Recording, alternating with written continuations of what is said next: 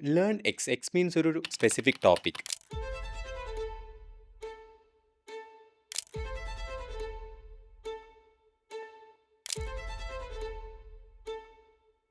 ഒരു പൈലറ്റ് ആകുന്നതിൻ്റെ road map എന്താണ്? ഞാൻ ആക്ച്വലി ഒരു പൈലറ്റ് മാത്രമല്ല, I am an international educational coach കൂടിയാണ്. A commercial pilot, a car collector, someone who had touched down in over 40 countries. Cambridge aviation Kerala flight academy rebrand ചെയ്യുകയും അവിടെ നിങ്ങളെ ഈ 2 year ജേണി എന്ന് പറയുന്നത് വളരെ എവിഡൻ്റാണ്. ഈ പോഡ്കാസ്റ്റ് ഞാൻ സ്റ്റാർട്ട് ചെയ്യുന്ന സമയത്ത് ഒരു കോൺവെർസേഷൻ എന്നുള്ളതിനപ്പുറത്തേക്ക് എനിക്ക് ഇപ്പോൾ ഒന്നും കൂടി ഒരു ക്യൂരിയോസിറ്റിയും ആ കാര്യം കൂടി എൻ്റെ ഉള്ളിലേക്കുണ്ട്.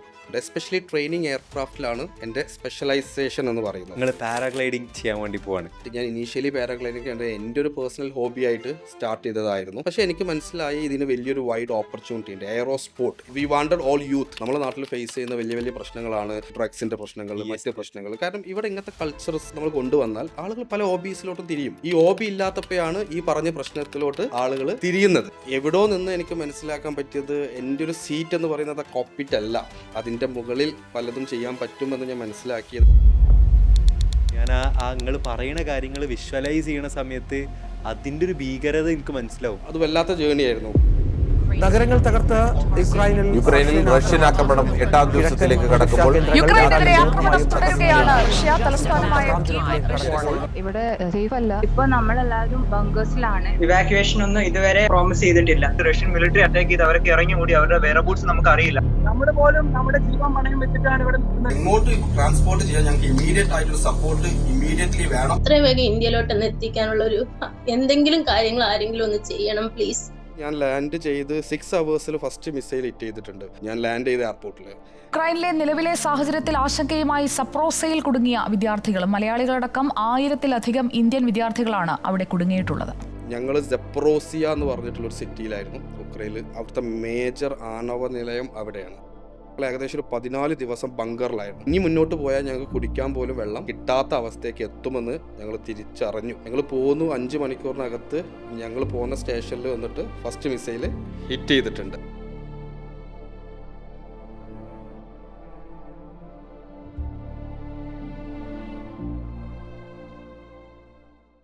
ശരിക്കും ഞാൻ ഈ പോഡ്കാസ്റ്റിൻ്റെ ഒരു ആക്ച്വൽ ഔട്ട്കം അല്ലെങ്കിൽ ഗോൾ എന്താണെന്നുള്ളത് എക്സ്പ്ലെയിൻ ചെയ്യാം. Learn X. എക്സ് മീൻസ് ഒരു സ്പെസിഫിക് ടോപ്പിക്. അപ്പോൾ ഒരു ടോപ്പിക്കിൻ്റെ മുകളിൽ ആക്ച്വൽ എക്സ്പീരിയൻസ്, എക്സ്പെർട്ടീസ് ഉള്ള ഒരു ഗസ്റ്റ് ആ ഗസ്റ്റിൻ്റെ ജേണി വഴി ആ ഇൻഡസ്ട്രിയെക്കുറിച്ച് കൂടുതൽ മനസ്സിലാക്കുന്നു. അപ്പോൾ ഞാൻ വളരെ എക്സൈറ്റഡ് ആണ് ഈ ഒരു ഏവിയേഷൻ ഇൻഡസ്ട്രീനെ കുറിച്ച് കൂടുതൽ മനസ്സിലാക്കാൻ. അപ്പോൾ എന്നെപ്പോലുള്ള എക്സൈറ്റഡ് ആയിട്ടുള്ള ആൾക്കാർക്കുള്ള കൈൻഡ് ഓഫ് ക്വസ്റ്റ്യൻസ് ആയിരിക്കും ഞാൻ ചോദിക്കാനായിട്ട് ശ്രമിക്കണത്. ഇതിൽ എനിക്ക് വളരെ ഇൻട്രസ്റ്റിംഗ് ആയിട്ടുള്ള വേറൊരു എലമെൻ്റ് ഉണ്ട്. ഉക്രൈനിൽ വാർ നടന്ന സമയത്തുള്ള കുറച്ച് ന്യൂസിൽ ഞങ്ങളെ കണ്ടിട്ടുണ്ട്. അതായത് നിങ്ങളെ ഫേസ് കണ്ടിട്ടുണ്ട്, നിങ്ങൾ അവിടെ പോയിട്ടുള്ളതുമായിട്ട് ബന്ധപ്പെട്ടുള്ള ഞാൻ കണ്ടിട്ടുണ്ട്. എനിക്കറിയാം അത് നിങ്ങളുടെ ഏവിയേഷനും കൈൻഡ് ഓഫ് സാധനങ്ങളുമായിട്ട് ബന്ധമുണ്ട് എന്നുള്ളത്. എന്നാലും ആ സിറ്റുവേഷൻ അല്ലെങ്കിൽ അവിടെയുള്ള ഓവറോൾ സെനാരിയോ ഒന്ന് നിങ്ങൾക്ക് എക്സ്പ്ലെയിൻ ചെയ്യാൻ വേണ്ടി പറ്റും? ബേസിക്കലി ഉക്രൈൻ വാറിൻ്റെ ഒരു പാർട്ടാവാൻ കാരണം ഞാൻ ആക്ച്വലി ഒരു പൈലറ്റ് മാത്രമല്ല, I am an international educational coach കൂടിയാണ്. ഞാൻ ഏകദേശം ഒരു 40 രാജ്യങ്ങൾ ഞാൻ പേഴ്സണലി വിസിറ്റ് ചെയ്തിട്ടുണ്ട്. 28ഓളം രാജ്യങ്ങളിൽ ഞാൻ എഡ്യൂക്കേഷൻ പ്രൊമോട്ട് ചെയ്തു, പേഴ്സണലി കവർ ചെയ്തു. എൻ്റെ 41ാം രാജ്യത്തേക്ക് ഞാൻ നെക്സ്റ്റ് മന്ത് പോകാൻ നിൽക്കുന്നതാണ്. അപ്പോൾ ടെക്നിക്കലി 20 രാജ്യത്തോളം ഞാൻ ഇതുവരെ പോവാത്ത രാജ്യം ഏതാണ്? പോകാത്ത കുറേ രാജ്യങ്ങളുണ്ട്. അല്ല, പക്ഷേ ഞാൻ ബേസിക്കലി എല്ലാ കോണ്ടിനെന്റും കവർ ചെയ്തിട്ടുണ്ട്. അമേരിക്കൻ കോണ്ടിനെന്റ്, യൂറോപ്പ്, ആഫ്രിക്കൻ എല്ലാ കോണ്ടിനെന്റ്സും ഞാൻ കവർ ചെയ്തിട്ടുണ്ട്. ഇനി അതിൽ കൂടുതൽ എക്സ്പ്ലോർ ചെയ്യാൻ കിടക്കുന്നുണ്ട്. പക്ഷെ അതിൽ 20+ രാജ്യത്ത് ഞാൻ ബിസിനസ് ചെയ്യുന്നുണ്ട്. അത് കൂടുതലും എഡ്യൂക്കേഷൻ ബേസ്ഡ് ബിസിനസ് ആണ്. ഒരു ഹയർ എഡ്യൂക്കേഷൻ, ഞാനൊരു കേംബ്രിഡ്ജ് എഡ്യൂക്കേഷൻ എന്ന് പറയുന്ന ഒരു സ്റ്റഡി അബ്രോഡ് പ്ലാറ്റ്ഫോമാണ്. അപ്പോൾ അതിൽ ഞങ്ങൾ സ്പെഷ്യലൈസ് ചെയ്തിരുന്നത് മെഡിക്കൽ എഡ്യൂക്കേഷനിലായിരുന്നു. നമ്മളൊരു വർഷം ഏകദേശം 150-ലധികം കുട്ടികളെ കഴിഞ്ഞ 2015 മുതൽ ഞങ്ങൾ കുട്ടികളെ അയച്ചുകൊണ്ടിരിക്കുന്നുണ്ടായിരുന്നു. ഉക്രൈൻ എന്ന് പറയുന്ന രാജ്യം മെഡിക്കൽ എഡ്യൂക്കേഷന് ഇന്ത്യൻ പോപ്പുലേഷൻ്റെ ഇടയിൽ വളരെ ഫേമസ് ആയിരുന്നു. കൂടുതൽ കുട്ടികൾ പോയിരുന്നു. കാരണം ഇന്ത്യയിൽ കുറേ പരിമിതികളുണ്ട്. നമുക്ക് കുറേ നീറ്റ് കോച്ചിങ് സെൻറ്റേഴ്സുകൾ ഉണ്ടെങ്കിൽ പോലും ഇന്ത്യയിൽ ലിമിറ്റഡ് സീറ്റുകളേ ഉള്ളൂ. എന്ന് വെച്ചാൽ കേരളത്തിൽ 4000-ൽ താഴെ സീറ്റുകൾ മാത്രമാണ് ഗവൺമെൻറ് സീറ്റുള്ളൂ. കേരളത്തിൽ ഏകദേശം എനിക്ക് തോന്നുന്നു 2 ലക്ഷം 3 ലക്ഷത്തിലധികം ആളുകൾ നീറ്റ് കോച്ചിങ് എടുക്കുന്നുണ്ട്. അപ്പം അത്രയും അപ്പോൾ ഒരു കുട്ടിക്ക് ഡോക്ടർ ആകണമെന്നുണ്ടെങ്കിൽ അവരുടെ പ്രോസസ്സ് എന്ന് പറയുന്നത് either they should score good in NEET exam അല്ലെങ്കിൽ they should have enough fund to spend in private university, അല്ലെങ്കിൽ അവർക്ക് അബ്രോഡ് പോവുക എന്നുള്ളൊരു ഓപ്ഷൻ മാത്രമേ ഉള്ളൂ. അപ്പോൾ ഞങ്ങൾ സ്പെഷ്യലൈസ് എന്ന് പറയുന്നത് ഒരു അഡ്മിഷൻ കൊടുക്കുക എന്ന് മാത്രമല്ല, ഞങ്ങൾക്ക് ഉക്രൈനിൽ സ്വന്തമായിട്ട് ഓഫീസസ് ഉണ്ടായിരുന്നു, ഞങ്ങളവിടെ ഹോസ്റ്റൽസ് റൺ ചെയ്യുന്നുണ്ടായിരുന്നു, ഞങ്ങളവിടെ കുട്ടികൾക്ക് വേണ്ട ഫുഡ് മറ്റ് അറേഞ്ച്മെൻ്റ് എല്ലാം ഞങ്ങൾ അതാത് രാജ്യത്ത് നമ്മളെ ഓൺ എംപ്ലോയീസിനെ വെച്ചിട്ട് റൺ ചെയ്യുന്നുണ്ടായിരുന്നു. ഇപ്പോൾ ഉക്രൈൻ വാർ വരുന്ന സമയത്ത് ആക്ച്വലി ഞാൻ ഇന്ത്യയിലാണ്. എൻ്റെ ഒരു കോ ഫൗണ്ടർ ഉണ്ട്, അഡ്വക്കേറ്റ് മൻസൂർ എന്നാണ് ആളുടെ പേര്. ആളവിടെ ഉക്രൈനിലുണ്ടായിരുന്നു. അപ്പം നമ്മൾ കൊറോണൻ്റെ ഒക്കെ ഒരു ഹിറ്റ് കഴിഞ്ഞ് ഇങ്ങനെ സർവൈവ് ചെയ്ത് ഇങ്ങനെ നിൽക്കുന്ന സമയമാണ്. 2022 ഉക്രൈൻ വാർ ഫെബ്രുവരിയിലാണ് സ്റ്റാർട്ട് ചെയ്യുന്നത്. ഫെബ്രുവരിയിൽ ഞാൻ നാട്ടിൽ വരാനുള്ള കാരണം ബേസിക്കലി എൻ്റെ വൈഫിൻ്റെ ഡെലിവറി ആയിരുന്നു. എൻ്റെ ഫസ്റ്റ് ബേബി ഇവാൻ എന്ന് പറയും, അവൻ്റെ ഡെലിവറി ആയിരുന്നു. അവരുടെ ഡെലിവറി കഴിഞ്ഞത് സെക്കൻഡാണ്. ഞാൻ 5th ഡേ ഞാൻ ഇവിടുന്ന് തിരിച്ച് ഉക്രൈനിലോട്ട് പോയിട്ടുണ്ട്. കാരണം വാർ ഉണ്ടാകുമെന്ന് ഉറപ്പായി കഴിഞ്ഞു. നമുക്ക് ഏകദേശം 700-ലധികം മലയാളി കുട്ടികൾ നമ്മൾ ത്രൂ പോയി അവിടെ പഠിച്ചുകൊണ്ട് ഇരിക്കുന്നുണ്ടായിരുന്നു. MBBS ജേർണിയിൽ പഠിച്ചുകൊണ്ടിരിക്കുകയാണ്. അപ്പോൾ നമുക്ക് ഒരിക്കലും ഇവിടെ കുറച്ച് ഭയാനക അപ്പോൾ ഞാൻ തിരിച്ചെത്തി. ഞാൻ ലാൻഡ് ചെയ്ത് 6 hours ഫസ്റ്റ് മിസൈൽ ഹിറ്റ് ചെയ്തിട്ടുണ്ട്. ഞാൻ ലാൻഡ് ചെയ്ത എയർപോർട്ടിൽ ഫസ്റ്റ് മിസൈൽ റഷ്യൻ്റെ സൈഡിൽ നിന്ന് ഉക്രൈനിൽ ഹിറ്റ് ചെയ്തിട്ടുണ്ട്. ഞങ്ങൾ സെപ്രോസിയ എന്ന് പറഞ്ഞിട്ടുള്ളൊരു സിറ്റിയിലായിരുന്നു ഉക്രൈനിൽ. അവിടുത്തെ ഒരു സെപ്രോസിയ സ്റ്റേറ്റ് മെഡിക്കൽ യൂണിവേഴ്സിറ്റി എന്ന് പറയും. വളരെ ഫൈനസ്റ്റ് ആയിട്ട് ഏകദേശം 1400-ലധികം ഇന്ത്യൻ കുട്ടികൾ പഠിക്കുന്ന ബിഗ് ക്യാമ്പസ് ആയിരുന്നു, റെസിഡൻഷ്യൽ ബിഗ് ക്യാമ്പസ് ആയിരുന്നു. നമ്മളിവിടെ നാട്ടിൽ എയിംസ് എന്നൊക്കെ പറയുന്ന പോലെ അത്രയും വലിയ റിസർച്ച് ബേസ്ഡ് ആയിട്ടുള്ള ക്യാമ്പസ് ആയിരുന്നു. അതിൽ കേരള വിങ് ഹെഡ് ചെയ്തിരുന്നത്, അതിൻ്റെ കംപ്ലീറ്റ് അഡ്മിഷൻസും അതിൻ്റെ അഡ്മിഷൻ കമ്മിറ്റിയും ഹെഡ് ചെയ്തിരുന്നത് ഞാനും എൻ്റെ ടീമുമായിരുന്നു. അപ്പോൾ ആ സമയത്ത് ഇന്ത്യയിൽ നിന്ന് ഒരു റെപ്രസെൻറ്റേറ്റീവ് എന്ന രീതിയിൽ ഞാനും എൻ്റെ കോ ഫൗണ്ടർ ആയിട്ടുള്ള അഡ്വക്കേറ്റ് മൻസൂറും മാത്രമേ രാജ്യത്തുള്ളൂ. 1400-ഓളം ഇന്ത്യൻ കുട്ടികളും ആ യൂണിവേഴ്സിറ്റിയിൽ ഉണ്ടായിരുന്നു. അവിടെ ലോക്ക്ഡൗണിനേക്കാൾ ബുദ്ധിമുട്ടുള്ള രീതിയിലായിരുന്നു. അവിടുത്തെ കംപ്ലീറ്റ് ആർമിയുടെയും മിലിറ്ററിയുടെയും അണ്ടറിലായിരുന്നു. ഞങ്ങൾ ഏകദേശം ഒരു 14 ദിവസം ബങ്കറിലായിരുന്നു. അവിടുത്തെ സീൻ എങ്ങനെയായിരുന്നു എന്നുള്ളതൊന്നൊരു ചെറിയ എക്സ്പ്ലനേഷൻ. എന്ന് വെച്ചാൽ യുദ്ധം വന്നപ്പോഴൊക്കെ നമ്മൾ വിചാരിക്കുന്നത് ഓക്കെ റഷ്യയല്ലേ, ഇപ്പോൾ റഷ്യക്ക് ആവശ്യമായിട്ടുള്ള കുറച്ച് ബോർഡർ ഏരിയാസ് ഉണ്ട്. അപ്പോൾ അവരിതൊരു 4 days 5 days അവരെന്തായാലും കവർ ചെയ്യും, അവർ യുദ്ധം അവസാനിപ്പിക്കുമെന്നാണ് വിചാരിക്കുന്നത്. പക്ഷേ ഇന്നും അവിടെ യുദ്ധമാണ്.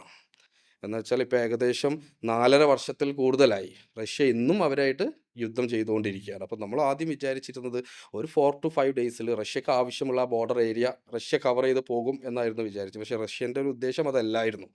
അപ്പോൾ ഒരു 4-5 days കഴിഞ്ഞപ്പോഴേക്കും നമുക്ക് മനസ്സിലായി യുദ്ധം ഇറ്റ് വിൽ ബി പ്രൊലോങ്ഡ്. അങ്ങനെ എല്ലാവരും ഉദ്ദേശിക്കുന്നതാണ്.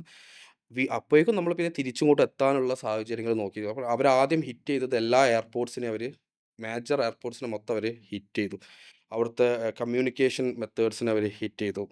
ഈ സമയത്തൊക്കെ ഞങ്ങൾ അവിടെ ഉണ്ട്. അവിടുത്തെ ബുദ്ധിമുട്ട് എന്തായിരുന്നെന്ന് വെച്ചാൽ 18 വയസ്സ് മുതൽ 24 വയസ്സ് വരെയുള്ള 1500-ഓളം ഇന്ത്യൻ കുട്ടികൾ അവിടെ ഉണ്ടായിരുന്നു. ഞങ്ങൾ രണ്ടുപേരും മാത്രം അതിൻ്റെ റെസ്പോൺസിബിലിറ്റി ആയിട്ട് മാറേണ്ട ഒരു അവസ്ഥയ്ക്ക് എത്തേണ്ടി വന്നു. പിന്നെ പറഞ്ഞല്ലോ സാഹചര്യം ചിലപ്പോൾ നമ്മളെ അപ്പോൾ നമുക്ക് ഫസ്റ്റ് 4-5 days നമ്മൾ വളരെ വറീഡ് ആയിരുന്നു. ദെൻ വി വർ ഓക്കെ, കാരണം we were also part of it എന്ന് മനസ്സിലാക്കി തുടങ്ങി. നമുക്ക് മേജർ പ്രശ്നം ഗേൾസൊക്കെ ആയിരുന്നു. ഇവർക്ക് അറിയാലോ അവരുടെ സൈക്കിൾസും അവർക്കുള്ള ബുദ്ധിമുട്ടും. കാരണം നമ്മൾ കൂടുതൽ സമയവും ബങ്കേഴ്സിലായിരുന്നു. അവിടെ എല്ലാം ഓൾറെഡി ഓൾഡ് റഷ്യൻ സോവിയറ്റിയൻ കൺട്രീസ് ആയതുകൊണ്ട് ബങ്കേഴ്സ് ഓൾറെഡി അവൈലബിൾ ആയിരുന്നു. അപ്പോൾ ഡയറക്റ്റ് ഹിറ്റിംഗ് ഒഴിവാക്കാൻ വേണ്ടി, മിസൈൽ ഹിറ്റിംഗ് ഒഴിവാക്കാൻ വേണ്ടിയിട്ട് നമ്മൾ പൊതുവേ ബങ്കേഴ്സിലാണ് സ്പെൻഡ് ചെയ്തിരുന്നത്. ഫുഡിൻ്റെ ഒരു ബുദ്ധിമുട്ടായിരുന്നു മെയിനായിട്ട് നമ്മളവിടെ ഫേസ് ചെയ്തിരുന്നത്. പിന്നെ ഒരു 10, 12, 13-ാം ദിവസത്തേക്കൊക്കെ എത്തിയപ്പോഴേക്കും നമുക്ക് വെള്ളം കിട്ടാത്ത അവസ്ഥയ്ക്ക് എത്തിത്തുടങ്ങി. അപ്പോൾ നമ്മളെ മുമ്പിൽ ആകെയുള്ളൊരു ഓപ്ഷൻ എന്ന് പറയുന്നത് ഏതെങ്കിലും ഒരു ബോർഡർ ആയിട്ടുള്ള രാജ്യങ്ങൾ ഒന്ന് വരുന്നത് നമുക്ക് ഹംഗറി ഒരു ഓപ്ഷനായിരുന്നു ബോർഡറിലോട്ട് കടക്കുക. പക്ഷെ ഹംഗറിയിലോട്ട് എത്തണമെന്നുണ്ടെങ്കിൽ ട്രെയിനിൽ മാത്രം നമുക്ക് 17-18 മണിക്കൂറിൻ്റെ യാത്ര വരുന്നുണ്ട്. പിന്നെ ബസ് എടുക്കാവുന്നതാണ്. റോഡിലൊക്കെ പല മേഖലകളിലും യുദ്ധങ്ങളാണ്. അപ്പോൾ ബസ് എടുക്കുന്ന ബുദ്ധിമുട്ടാകുമ്പോഴും 1500 കുട്ടികളെ ഒരു ബസ്സിൽ ഇനി ഒരു 60 പേരെ കയറ്റിയാൽ പോലും നമുക്ക് അത്രയും അധികം ബസ്സിനെ വെച്ച് ആ യുദ്ധ സമയത്ത് നമുക്ക് ട്രാൻസ്പോർട്ട് ചെയ്യുന്നത് പോസിബിൾ അല്ല. 10-17 മണിക്കൂർ. അങ്ങനെ നമ്മൾ കേന്ദ്ര ഗവൺമെൻറ് ഇൻവോൾവ്ഡ് ആയിരുന്നു. ഞങ്ങളായിട്ട് ചർച്ചകൾ നടത്തി. നടത്തിയ സമയത്ത് നമ്മളൊരു സജഷൻ വെച്ചു. ട്രെയിൻസ് പോകുന്നുണ്ടായിരുന്നു. ട്രെയിൻസ് ആയിരുന്നു അവിടെ ആക്റ്റീവായിട്ടൊരു മെത്തേഡ്. അപ്പോൾ നമുക്കൊരു 10-12 ദിവസം പിന്നിട്ടപ്പോൾ നമുക്ക് മനസ്സിലായി ഇവിടുന്ന് എങ്ങനെയെങ്കിലും ഇവരെ നമ്മൾ ഇവാക്യുവേഷൻ നടത്തിയാൽ മാത്രമാണ് നമുക്ക് അവിടുന്ന് അങ്ങോട്ട് രക്ഷയുള്ളൂ.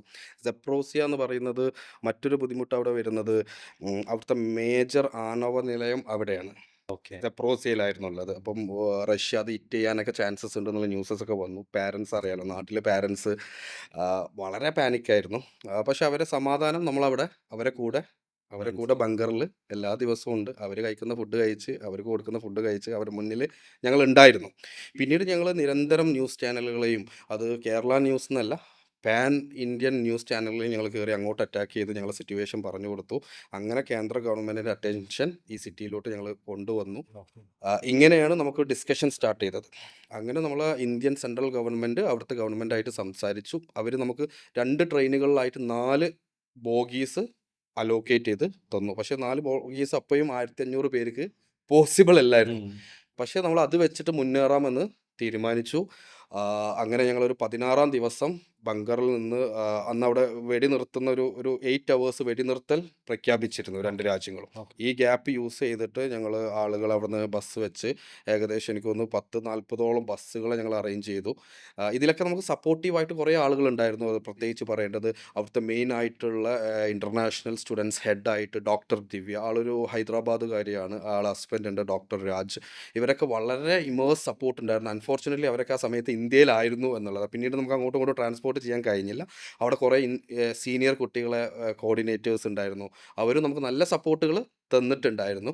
ഈ സമയത്ത് നമ്മൾ അവരെ ട്രാൻസ്പോർട്ട് ചെയ്തു. റെയിൽവേ സ്റ്റേഷനിലെത്തി. റെയിൽവേ സ്റ്റേഷനിൽ ആദ്യത്തെ ഒരു 750 ഫസ്റ്റ് ട്രെയിനിൽ നമ്മൾ അക്കോമഡേറ്റ് ചെയ്തു. എൻ്റെ കോ ഫൗണ്ടർ ആയിട്ടുള്ള മൻസൂർ ആയിരുന്നു ആ ട്രെയിനിൽ ജോയിൻ ചെയ്തു. ഞങ്ങൾ അടുത്ത ട്രെയിനിന് വേണ്ടി വീണ്ടും ഒരു 2 അവേഴ്സ് അവിടെ വെയിറ്റ് ചെയ്തു. ഈ 750 ആൾക്കാർ 4 ബോഗിയിലായിട്ട് 2 ബോഗിയിലായിട്ട്. അതിൻ്റെയൊക്കെ ഞാൻ പിക്ചേഴ്സും കാര്യങ്ങളൊക്കെ ഞാൻ ഷെയർ ചെയ്ത് തന്നാൽ നിങ്ങൾക്ക് മനസ്സിലാവും എങ്ങനെയാണ് 750 ആളുകളെ ബോഗിയിൽ. കാരണം അവിടെ എന്താ പറയുക, ഒരു പിന്ന് കുത്താൻ പോലും സ്ഥലമില്ലാത്ത രീതിയിൽ ഞങ്ങൾ ടൈറ്റ്, കാരണം വേറൊരു രക്ഷ അവിടെ ഇല്ല. കാരണം ഇനി മുന്നോട്ട് പോയാൽ ഞങ്ങൾക്ക് കുടിക്കാൻ പോലും വെള്ളം കിട്ടാത്ത അവസ്ഥയ്ക്ക് എത്തുമെന്ന് ഞങ്ങൾ തിരിച്ചറിഞ്ഞു. അപ്പം ഇനി കിട്ടുന്നത് ഇവാക്യുവേഷൻ തന്നെ അല്ലാതെ വേറൊരു സിംഗിൾ ഓപ്ഷൻ ഇനി വെയിറ്റ് ചെയ്യുന്നതിൽ ഇല്ല എന്ന് മനസ്സിലാക്കിയതിന് അടിസ്ഥാനത്തിൽ ഒരു പിന്ന് കുത്താൻ പോലും സ്ഥലമില്ലാത്ത രീതിയിൽ ഞങ്ങൾ ടൈറ്റ് പാക്ഡ് ആക്കിയിട്ട് ഞങ്ങൾ യാത്ര ഫസ്റ്റ് ജേർണി സ്റ്റാർട്ട് ചെയ്തു. സെക്കൻഡ് ട്രെയിനിന് വേണ്ടി ഞാനും വീണ്ടും പിന്നീടുള്ള ഒരു 700ഓളം കുട്ടികൾ വെയിറ്റ് ചെയ്തു. ട്രെയിൻ എങ്ങോട്ടേക്കായിരുന്നു? ട്രെയിന് പോകുന്നത് ഹംഗറി എന്ന് പറഞ്ഞ രാജ്യത്തിൻ്റെ ബോർഡർ ആയിട്ടുള്ള സ്ഥലത്തേക്ക് നമ്മളെ എത്തിക്കും. അവിടുന്ന് നമുക്ക് കുറച്ചൊന്ന് നടന്ന് നമ്മൾ ബോർഡർ ക്രോസ് ചെയ്യണം. അപ്പം അതിന് നമുക്ക് ഇന്ത്യൻ എംബസി അവിടെ സപ്പോർട്ടും കാര്യങ്ങളൊക്കെ ചെയ്തിട്ടുണ്ട്. അപ്പോൾ ട്രെയിൻ അങ്ങോട്ട് സ്റ്റാർട്ട് ചെയ്തു. ഞങ്ങൾ സെക്കൻഡ് ട്രെയിൻ സ്റ്റാർട്ട് ചെയ്തു. പക്ഷേ ഇത് ഇത്രയും ടൈറ്റ് ആയ സമയത്ത് നമുക്ക് കുറേ മെഡിക്കൽ എമർജൻസീസ് ബിറ്റ്വീനിൽ വരുന്നുണ്ടായിരുന്നു. പെൺകുട്ടികൾ അറിയാലോ, അവർ അൺകോൺഷ്യസ് ആവുന്ന വിഷയങ്ങൾ വരുന്നത്. അതിൽ ഒരു ഏകദേശം ഒരു 8 മണിക്കൂർ യാത്ര ചെയ്തതിന് ശേഷം എൻ്റെ കോ ഫൗണ്ടർ ഫസ്റ്റ് ട്രെയിനിൽ നിന്ന് ഇറങ്ങേണ്ടി വന്നു. 2 പെൺകുട്ടികൾ അൺകോൺഷ്യസ് ആയതുകൊണ്ട് ഇവർക്ക് ശ്വാസം എടുക്കാൻ കഴിയാത്തത് കാരണം അവരെ റെയിൽവേ സ്റ്റേഷനിൽ ഇറങ്ങേണ്ടി വന്നു ആ 2 പെൺകുട്ടികളായിട്ട്. എന്നിട്ട് അവിടുത്തെ റെഡ് ക്രോസ് എന്ന് പറയും, അവിടുത്തെ എമർജൻസി അസിസ്റ്റൻസ് ആണ്. ഞങ്ങളെ ട്രെയിനിലാണ് പിന്നീട് അവർ ജോയിൻ ചെയ്തത്. കാരണം 2 അവേഴ്സ് ഗ്യാപ്പ് ഉള്ളത് കൊണ്ട് ഈ 2 അവേഴ്സിന് അവർക്ക് മെഡിക്കൽ സപ്പോർട്ട് കൊടുത്തതിന് ശേഷം ഞങ്ങൾ ട്രെയിനിൽ വീണ്ടും ഈ പറയുന്ന എല്ലാ സിറ്റിയിലും വാർ നടന്നുകൊണ്ടിരിക്കുകയാണ് കേട്ടോ. എല്ലാ സിറ്റിയിലും ഞങ്ങൾക്ക് മിസൈൽസ് പോകുന്നത് കാണാൻ പറ്റുന്നുണ്ട്. ഇതെല്ലാം ഞങ്ങൾക്ക് നിരന്തരം കാണാം. ട്രെയിനിലിരിക്കുമ്പോഴും കാണാൻ പറ്റുന്നുണ്ട്, ബങ്കറിലായ സമയത്ത് നമുക്ക് കാണാൻ പറ്റുന്നുണ്ട് മിസൈൽസ് പോകുന്നത്. നമ്മളെ യൂണിവേഴ്സിറ്റിയിലൊന്നും ഹിറ്റ് ചെയ്തിട്ടില്ലായിരുന്നു. അതുകൊണ്ട് നമ്മൾ സേഫ് ആയിരുന്നു. യൂണിവേഴ്സിറ്റീസ് അവർ ഹിറ്റ് ചെയ്തിട്ടില്ല, ഹോസ്പിറ്റൽസും അവർ ഹിറ്റ് ചെയ്തിട്ടില്ല. അതുകൊണ്ട് നമ്മൾ എല്ലാ രീതിയിലും സേഫ് ആയിരുന്നു. ഞങ്ങൾ പോകുന്ന യാത്ര സപ്രോസിയ സ്റ്റാർട്ട് ചെയ്തിട്ട് ഫസ്റ്റ് ഹിറ്റിംഗ് അവർ റെയിൽവേ ഹിറ്റിംഗ് സ്റ്റാർട്ട് ചെയ്തു. ഞങ്ങൾ പോകുന്നു 5 മണിക്കൂറിനകത്ത് ഞങ്ങൾ പോകുന്ന സ്റ്റേഷനിൽ വന്നിട്ട് ഫസ്റ്റ് മിസൈൽ ഹിറ്റ് ചെയ്തിട്ടുണ്ട്. അപ്പോൾ ഞങ്ങൾ ആ കറക്റ്റ് എക്സാക്ട് ടൈമിൽ ആ ഡിസിഷൻ മേക്കിങ്ങിലാണ് ഞങ്ങൾ അവിടുന്ന് സത്യത്തിൽ ഇവാക്യുവേഷൻ നടത്തിയിട്ടുള്ളത്. പിന്നീട് ഞങ്ങൾ യാത്ര സ്റ്റാർട്ട് ചെയ്തു. ഏകദേശം 18-20 മണിക്കൂറോളം ഞങ്ങൾ ഹംഗറി രാജ്യത്തിൻ്റെ ബോർഡറിലെത്തി. ബുഡാപെസ്റ്റ് എല്ലാ ആളുകളും എത്തി. ഞങ്ങൾ ഒരുമിച്ച് കൂടി ഈ 1500 കുട്ടികളെയും നമ്മൾ സക്സസ്ഫുള്ളി ബോർഡർ ക്രോസ് ചെയ്തു. ഹംഗറിയിൽ നിന്ന് പിന്നീട് നമുക്ക് ഇന്ത്യൻ എയർഫോഴ്സിൻ്റെ ഫ്ലൈറ്റുകളും മറ്റ് ഫ്ലൈറ്റുകളും വന്ന് ആളുകളെ 200 പേര് 300 പേര് വെച്ചിട്ട് ഇവാക്യുവേഷൻ സ്റ്റാർട്ട് ചെയ്തു. ഒരു 7 ഡേയ്സോടെ നമ്മൾ ഹംഗറിയിൽ നിന്ന് എല്ലാവരെയും നമ്മൾ എക്സിറ്റ് ചെയ്തു. ഡൽഹിയിലോട്ടാണ് നമ്മൾ ആദ്യം എക്സിറ്റ് ചെയ്തത്. നമ്മൾ കുട്ടികളെ കേരളത്തിലോട്ട് എത്തിച്ചു എന്ന് മാത്രമല്ല, കേരളത്തിൽ നിന്ന് അവരെ ഫെർദർ എഡ്യൂക്കേഷന് വേണ്ടി ഞങ്ങൾ മറ്റ് രാജ്യത്ത് ഇമ്മീഡിയറ്റ്ലി, കാരണം ഞാൻ തിരിച്ചെത്തി 10 ഡേയ്സിൽ ഞാൻ 4 രാജ്യത്തേക്ക് കറങ്ങിയിട്ടുണ്ട്. കാരണം ഈ കുട്ടികളെ ഫെർദർ എഡ്യൂക്കേഷൻ നമ്മളെ കൺസേൺ ആയിരുന്നു. പിന്നീട് നമ്മൾ ബിസിനസ് ഒന്നും അല്ല ചിന്തിക്കുന്നത്. ആ ഇയറിൽ 2022 ഞങ്ങൾ സത്യത്തിൽ ബിസിനസ് ചെയ്തിട്ടില്ല. ഞങ്ങൾ എന്താ ചെയ്തിട്ടുള്ളത്, ഈ കുട്ടികളെ സേഫ് എഡ്യൂക്കേഷന് വേണ്ട സപ്പോർട്ട് മാത്രമാണ് കൊടുത്തിട്ടുള്ളത്. 4 രാജ്യത്തേക്ക് യാത്ര ചെയ്തു. ഇവരവിടെ പഠിച്ചത് യൂറോപ്യൻ ക്രെഡിറ്റ് സിസ്റ്റം എന്ന് പറയും, അതിലാണ് അവർ പഠിച്ചിട്ടുള്ളത്. അപ്പോൾ ഇവരെ ക്രെഡിറ്റ്സിനെ നമുക്ക് ട്രാൻസ്ഫർ ചെയ്യാൻ പറ്റും. ഇപ്പോൾ നമ്മൾ ഇന്ത്യൻ എഡ്യൂക്കേഷൻ സത്യത്തിൽ ക്രെഡിറ്റ് സിസ്റ്റത്തിലല്ല, നമുക്ക് എഡ്യൂക്കേഷണൽ ട്രാൻസ്ഫർ പലപ്പോഴും പോസിബിൾ അല്ല. ഇവർ യൂറോപ്യൻ എഡ്യൂക്കേഷൻ സിസ്റ്റത്തിൽ പഠിച്ചതുകൊണ്ട് ക്രെഡിറ്റ് ട്രാൻസ്ഫേഴ്സ് എപ്പോഴും പോസിബിൾ ആയിരുന്നു. അത് പോസിബിൾ ആയിട്ടുള്ള രാജ്യങ്ങളിലോട്ട് നടന്നു. ഉസ്ബെക്കിസ്ഥാനിലും ജോർജിയയിലുമായിട്ട് മറ്റു കുട്ടികളെല്ലാവരെയും ഒരു കുട്ടികളെ പോലെ വിടാതെ നമുക്ക് എന്ത് ചെയ്യാൻ പറ്റി, അവരെ അതാത് സെമസ്റ്ററിലോട്ട് മാറ്റാൻ പറ്റി. ചില ബാക്ക് പേപ്പേഴ്സ് ഉള്ള കുട്ടികൾക്കൊക്കെ 1-2 സെമസ്റ്റേഴ്സൊക്കെ മിസ്സായി എന്നല്ലാതെ ആർക്കും കംപ്ലീറ്റ് എഡ്യൂക്കേഷന് ബാധിക്കുന്ന ഒരു ബുദ്ധിമുട്ട് വന്നിട്ടില്ല. അതിൽ ഞങ്ങൾ വിട്ട കുട്ടികൾ ഇന്ന് മറ്റു രാജ്യത്ത് നിന്ന് കംപ്ലീറ്റ് ചെയ്തു എന്ന് മാത്രമല്ല, ഇന്ത്യയിൽ വന്നു. അവർ ഇന്ത്യയിൽ ഒരു എക്സാം എഴുതണം. പുറത്തു നിന്ന് MBBS പഠിച്ചാൽ ഇന്ത്യയിൽ FMG എന്ന് പറയും, ഫോറിൻ മെഡിക്കൽ ഗ്രാജുവേറ്റ് എക്സാമിനേഷൻ എന്ന് പറയും. ഈ എക്സാം ക്ലിയർ ചെയ്ത് ഇന്ന് സക്സസ്ഫുൾ ഡോക്ടറായിട്ട് നമ്മളെ കേരളത്തിലെ പല ഹോസ്പിറ്റൽസിലും വർക്ക് ചെയ്തുകൊണ്ടിരിക്കുന്നു. കാണാറുണ്ട്, ഞങ്ങൾ ഇടയ്ക്ക് വിസിറ്റ് ചെയ്യാറുണ്ട്, ഇടയ്ക്ക് ഞങ്ങൾ ഓഫീസിൽ അവർ വരാറുണ്ട്. കാരണം അത് വല്ലാത്ത ജേണി ആയിരുന്നു. കാരണം നമ്മളിപ്പോൾ 2019 സ്റ്റാർട്ട് ചെയ്തൊരു സ്റ്റുഡൻസിനെ സംബന്ധിച്ച് 2019 അവർ ഉക്രൈനിലെത്തി ഒരു കുറച്ച് സമയം കഴിഞ്ഞപ്പോഴേക്കും കൊറോണ ഹിറ്റ് ചെയ്തു. കൊറോണൻ്റെ സെക്കൻഡ് വേവ് ഹിറ്റ് ചെയ്തു. ഇതിൽ നിന്ന് റിക്കവർ ചെയ്ത് വരുമ്പോഴാണ് വാർ കയറിയിട്ട് നമ്മളെ വളരെ ശക്തമായിട്ട് ഹിറ്റ് ചെയ്തു. നമ്മൾ ജീവിതത്തിൽ സ്വപ്നം പോലും കണ്ടിട്ടില്ല വാറിൻ്റെ ഒക്കെ ഒരു പാർട്ട് ആവേണ്ടി വരുന്നു. നമ്മൾ സത്യത്തിൽ റിയലി നമ്മൾ നല്ല രീതിയിൽ സ്ട്രഗിൾ ചെയ്തിട്ടുണ്ട്. പക്ഷേ successfully we were able to make everyone. ഇപ്പോൾ കുട്ടികൾ പല രാജ്യത്തു നിന്നും പഠിച്ചിറങ്ങിയവരുണ്ട്, ഡോക്ടേഴ്സായി വർക്ക് ചെയ്തുകൊണ്ടിരിക്കുന്നു. അവിടുന്ന് അത്തരം ഒരാളുടെ കൂടെ എനിക്ക് ഇരിക്കാൻ പറ്റുന്നിട്ട് ശരിക്കും വളരെ സന്തോഷം. കാരണം ഞാനിപ്പോൾ സംസാരിക്കുന്ന സമയത്ത് എനിക്ക് ആ ഫീലിൻ്റെ ഉള്ളിലുണ്ട്. ഞാൻ ഈ പോഡ്കാസ്റ്റ് ഞാൻ സ്റ്റാർട്ട് ചെയ്യുന്ന സമയത്ത് എനിക്ക് അത്ര ഒരു കോൺവെർസേഷൻ എന്നുള്ളതിനപ്പുറത്തേക്ക് എനിക്കിപ്പോൾ ഒന്നും കൂടി ഒരു ക്യൂരിയോസിറ്റിയും ആ കാര്യം കൂടി എൻ്റെ ഉള്ളിലേക്കുണ്ട്. ഓക്കെ, അങ്ങനെ ഈ 1500 പേര് നിങ്ങൾ നാട്ടിലേക്ക് എത്തിച്ചു. അവിടുന്ന് മലയാളികൾ എത്ര പേരുണ്ടായിരുന്നു? ഏകദേശം 700ഓളം മലയാളീസ് ആയിരുന്നു. ഓക്കെ, അതെ, 1400 കുട്ടികളിൽ 700ഓളം മലയാളി കുട്ടികളായിരുന്നു. ഓക്കെ, അവരെ ഡൽഹിയിൽ നിന്ന് നാട്ടിലേക്ക് നാട്ടിലോട്ട് എത്തിച്ചു. നമ്മൾ കൊച്ചി എയർപോർട്ടിലോട്ടാണ് എത്തിച്ചിട്ടുള്ളത്. അവിടെ നിന്ന് പിന്നീട് ഒരു 3 to 4 months നമ്മൾ മറ്റു രാജ്യത്തേക്ക് ഇവരെല്ലാം എന്ത് ചെയ്തിട്ടുണ്ട്, ട്രാൻസ്ഫർ ചെയ്തിട്ടുണ്ട്. ഓക്കെ, അത് കേരള ഗവൺമെന്റ് അങ്ങനെ എന്തെങ്കിലും അല്ല, ഞങ്ങൾ ഇൻഡിവിജ്വൽ ഞങ്ങളെ കമ്പനി ഇനീഷ്യേഷൻ എടുത്ത് ട്രാൻസ്ഫർ ചെയ്തതാണ്. ഓക്കെ, ഇവരുടെ ഈ എക്സ്പെൻസസ് എന്ന് പറഞ്ഞാൽ അവർക്ക് എക്സ്പെൻസസ് ആയിട്ട് ലോസ് ആവാനൊന്നും വന്നിട്ടില്ല. ഓക്കെ, കാരണം അവർ ക്രെഡിറ്റ്സിനല്ല അവിടെ പൈസ കൊടുക്കുന്നത്, ഓരോ ക്രെഡിറ്റ്സിനാണ് കൊടുക്കുന്നത്. ട്രാൻസ്പോർട്ടേഷൻ ടിക്കറ്റ് അത് മാത്രമായിരിക്കും അവർക്ക് എക്സ്ട്രാ വന്നിട്ടുള്ളത്. തിരിച്ച് ഉക്രൈനിൽ ഇങ്ങോട്ടെല്ലാം നമ്മളെ ഗവൺമെന്റ് തന്നെയാണ്.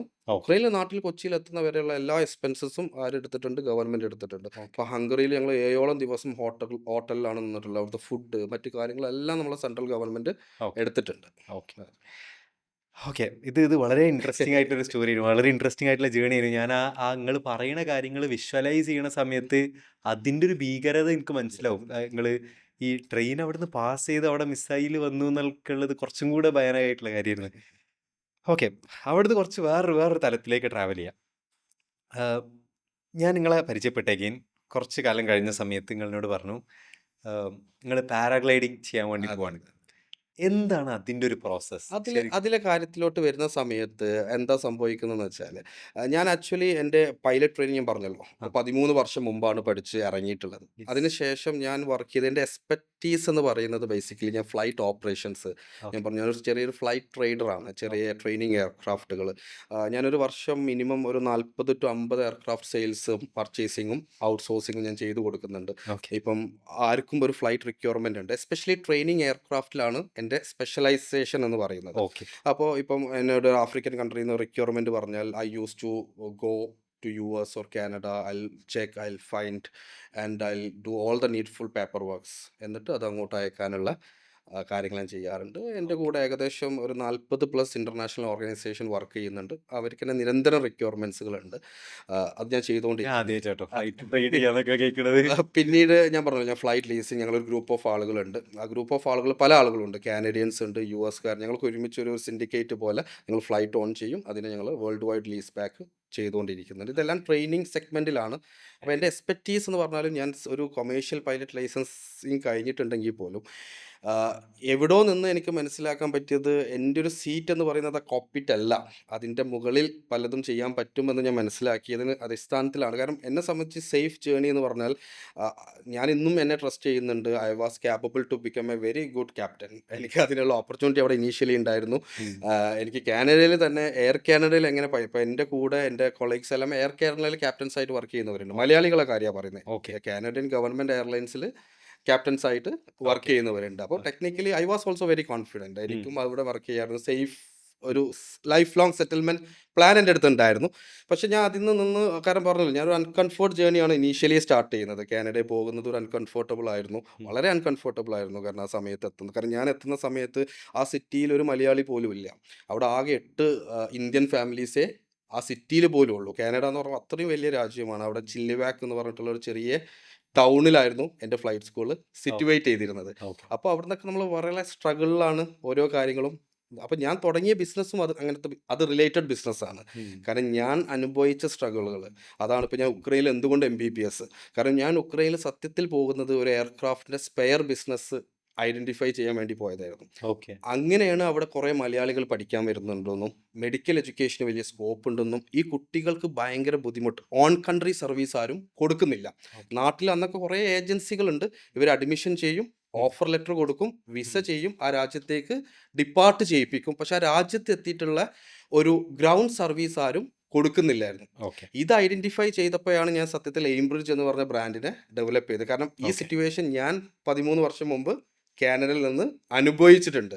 കാരണം എനിക്കും ഇതുപോലെ ഒരു ഏജൻസി വിസ ചെയ്തു, ഞാൻ ആ രാജ്യത്ത് എത്തി എന്നല്ലാതെ മറ്റൊരു അസിസ്റ്റൻസ് എനിക്ക് തന്നിട്ടില്ല. അവിടുത്തെ ഓരോ കാര്യങ്ങളും ഞാൻ മനസ്സിലാക്കി കൊണ്ടും കേട്ടും മനസ്സിലാക്കി പഠിച്ചതാണ്. അപ്പം എൻ്റെ എല്ലാ ബിസിനസ്സും അത് കണക്റ്റഡ് ആണ്.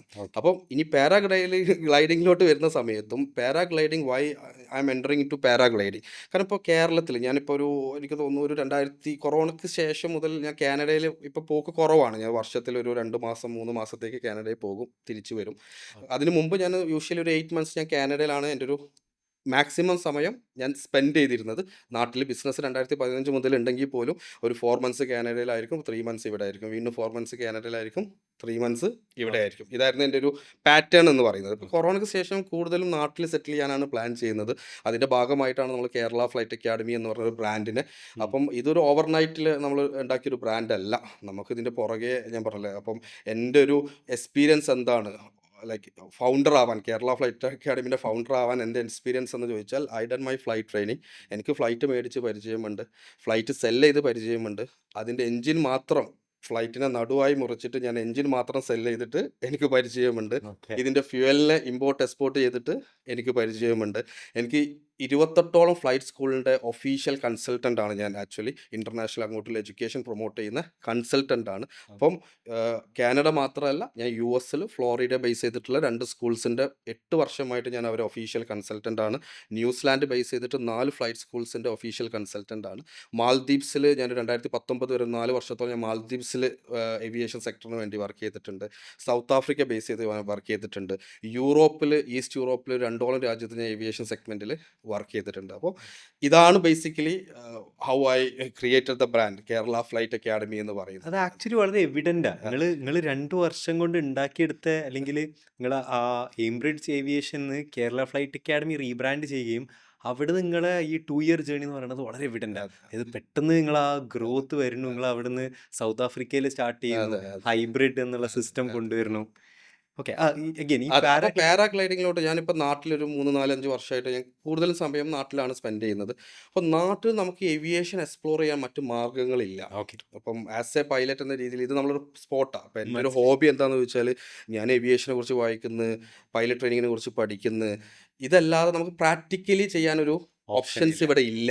ഇതിൻ്റെ ഭാഗമായിട്ടാണ് ഞാൻ ഒന്നുകൂടി ഒരു ഔട്ട് ഓഫ് ദ ബോക്സ് ചിന്തിച്ചപ്പോൾ അൾട്രാ ലൈറ്റ് എയർക്രാഫ്റ്റ് എന്ന് പറയും, മൈക്രോ ലൈറ്റ് എയർക്രാഫ്റ്റ് എന്ന് പറയും, അതുപോലെ powered paragliding, powered hang gliders, ഇതൊക്കെ ചെറിയ ചെറിയ എയർക്രാഫ്റ്റാണ്. അപ്പോൾ ആളുകൾക്ക് തെറ്റിദ്ധാരണ ഉണ്ട്, ഈ ഫ്ലൈയിങ് എന്ന് പറഞ്ഞത് ഈ പൈലറ്റുമാർക്ക് മാത്രം പറഞ്ഞതാണ്.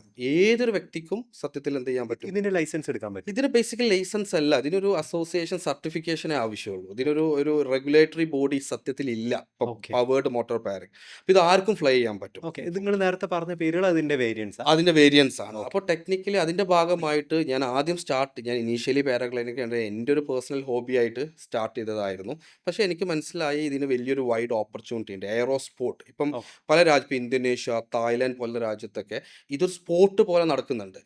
എന്ന് വെച്ചാൽ ഇതൊരു മത്സരം പോലെ, നമ്മൾ ഫുട്ബോൾ ടൂർണമെന്റ് എങ്ങനെ നടക്കുന്നോ അതുപോലെ പാരാഗ്ലൈഡിങ് സ്പോർട്ടുകൾ നടക്കുന്നുണ്ട്. അപ്പോൾ ഇതൊക്കെ നമ്മുടെ നാട്ടിലും പോസിബിളാണ്. കാരണം നമുക്ക് നല്ല ഹില്ലി ഏരിയാസും എല്ലാം ഉണ്ട്. ബീച്ചസ് ഉണ്ട്, ഹിൽ ഏരിയാസ് ഉണ്ട്. അപ്പോൾ ഇതിനൊരു കൾച്ചർ ബിൽഡ് ചെയ്യാൻ വലിയൊരു സ്കോപ്പ് കേരളത്തിലുണ്ട്. അപ്പോൾ ഞാനും എൻ്റെ ഒരു ലോങ് ടേം ജേർണിയിൽ നാട്ടിൽ തന്നെയാണ് ഇനിയൊരു പെർമനന്റ് സെറ്റിൽമെന്റ് ഉദ്ദേശിക്കുന്നത്. പല രാജ്യത്ത് ബിസിനസ് ചെയ്യുന്നുണ്ടെങ്കിലും ഇപ്പം അതിനൊക്കെ ക്വാളിഫൈഡ് മാനേജേഴ്സും പിള്ളേരും ഒക്കെ ആയി തുടങ്ങി. അത് എന്തുകൊണ്ട് നിങ്ങൾ നാട് ചൂസ് ചെയ്യാനുള്ള reason? I don't know, some more other way. Like എനിക്ക് ആ നാടിൻ്റെ ഒരു കംഫർട്ട് ഒരിക്കലും, ഞാൻ പറഞ്ഞില്ല, ഞാൻ കാനഡയിൽ ഇപ്പോൾ 13 വർഷമായിട്ട് ഞാൻ കാനഡയിൽ വന്ന് പോകുന്നുണ്ടെങ്കിലും അപ്പോഴും ഞാൻ നാട്ടിൽ തന്നെയാണ് ബേസ് ബിൽഡ് ചെയ്യാൻ ശ്രമിക്കാറുള്ളൂ. ഓക്കെ. ഈവൻ ദോ ഇപ്പോൾ ഞാൻ പറഞ്ഞില്ല, ഞാനിപ്പോൾ പുതിയൊരു തിമോർ ലെസ്തെ എന്ന് പറഞ്ഞൊരു രാജ്യമുണ്ട്. ഏകദേശം ഒരു 12 വർഷം മുമ്പ് ഇൻഡിപെൻഡൻസ് കിട്ടിയിട്ടുള്ള ഒരു രാജ്യമാണ്. ഓസ്ട്രേലിയക്ക് എടുത്തും അതെ, ഇന്തോനേഷ്യ, ഓസ്ട്രേലിയക്ക്. ഞാനിപ്പോൾ അവിടെ ഒരു ഹെൽത്ത് കെയർ സെഗ്മെന്റിൽ ഞങ്ങൾ എൻ്റർ ആവുന്നുണ്ട്. കാരണം അവിടെ ഹോസ്പിറ്റൽസും ഒക്കെ വളരെ പരിമിതികളാണ്, ഹോസ്പിറ്റൽസ് ഒന്നും ഇല്ല. അപ്പോൾ ഞങ്ങൾ അവിടെ ഒരു ഹെൽത്ത് കെയർസിലോട്ട് എൻ്റർ ആവുന്നുണ്ട്.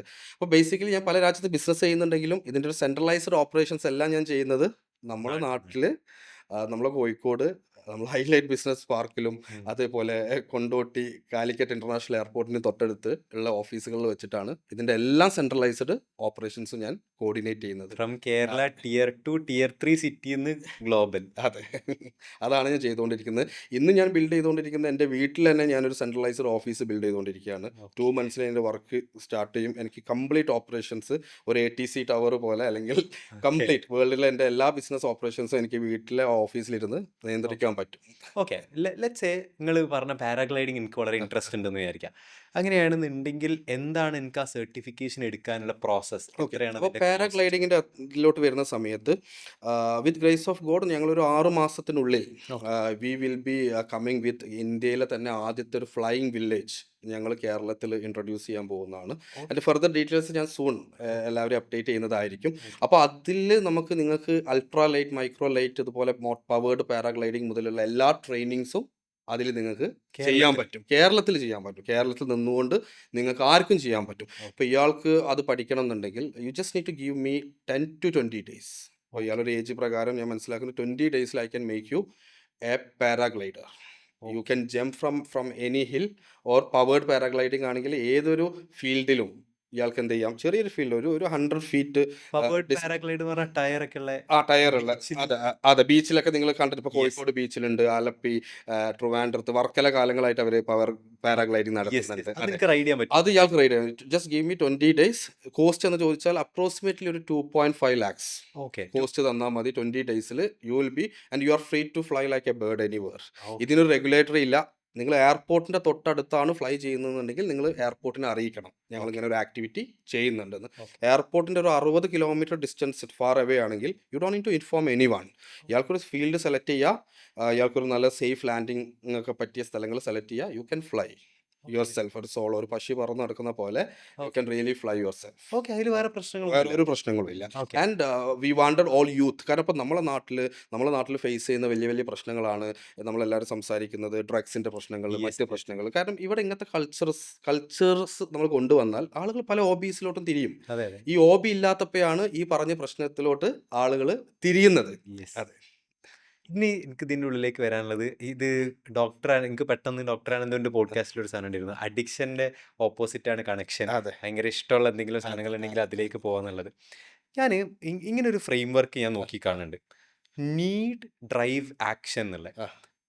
എനിക്കിപ്പോൾ എൻ്റെ വീട്ടിൽ ഭയങ്കര കട എന്തെങ്കിലും ഉണ്ട്, അപ്പം എന്നെ സംബന്ധിച്ചിടത്തോളം പൈസ ഉണ്ടാക്കലൊരു നീഡാണ്. എനിക്ക് അതിൻ്റെ ത്വരയായിട്ട് മാറും, ആക്ഷനായിട്ട് മാറും.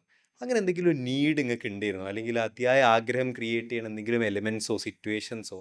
അവിടെ നിന്നാണോ നിങ്ങളുടെ ഈ ഡ്രൈവ് അല്ലെങ്കിൽ ഇത്രയും വലിയൊരു ജേർണി ക്രിയേറ്റ് ആക്കപ്പെടുന്നത്? തീർച്ചയായും ഞാൻ പറഞ്ഞല്ലോ, ഞാൻ എൻ്റെ ഒരു ജേർണി സ്റ്റാർട്ട് ചെയ്ത് ഇങ്ങനെ തുടങ്ങി. ഇപ്പോൾ ഞാൻ പറഞ്ഞു, എൻ്റെ ഫാദറാണ് എന്നെ ഇത്രയും മോട്ടിവേറ്റ് ചെയ്തിരുന്നത്. ഞാൻ ഈ ജേർണി ഇങ്ങനെ സ്റ്റാർട്ട് ചെയ്തു. ഒരു ബിസിനസ് സെഗ്മെൻറ്റിലോട്ട് സ്റ്റാർട്ട് ചെയ്ത് തുടങ്ങിയപ്പോൾ തന്നെ എൻ്റെ ഫാദർ മരണപ്പെട്ടിട്ടുണ്ട്. ആൻഡ് എനിക്ക് എൻ്റെ ഒരു 6 വയസ്സ് താന്നൊരു സിസ്റ്റർ മാത്രമേ എനിക്കുള്ളൂ. എൻ്റെ ഫാദർ എന്ന നാട്ടിൽ മാത്രം ബിസിനസ് ചെയ്ത്. അപ്പോൾ എൻ്റെ മദറിനെ സംബന്ധിച്ച് ഇന്നും മദറിനൊരു റോഡ് ക്രോസ് ചെയ്യാൻ പേടിയുള്ള ഒരാളാണ്.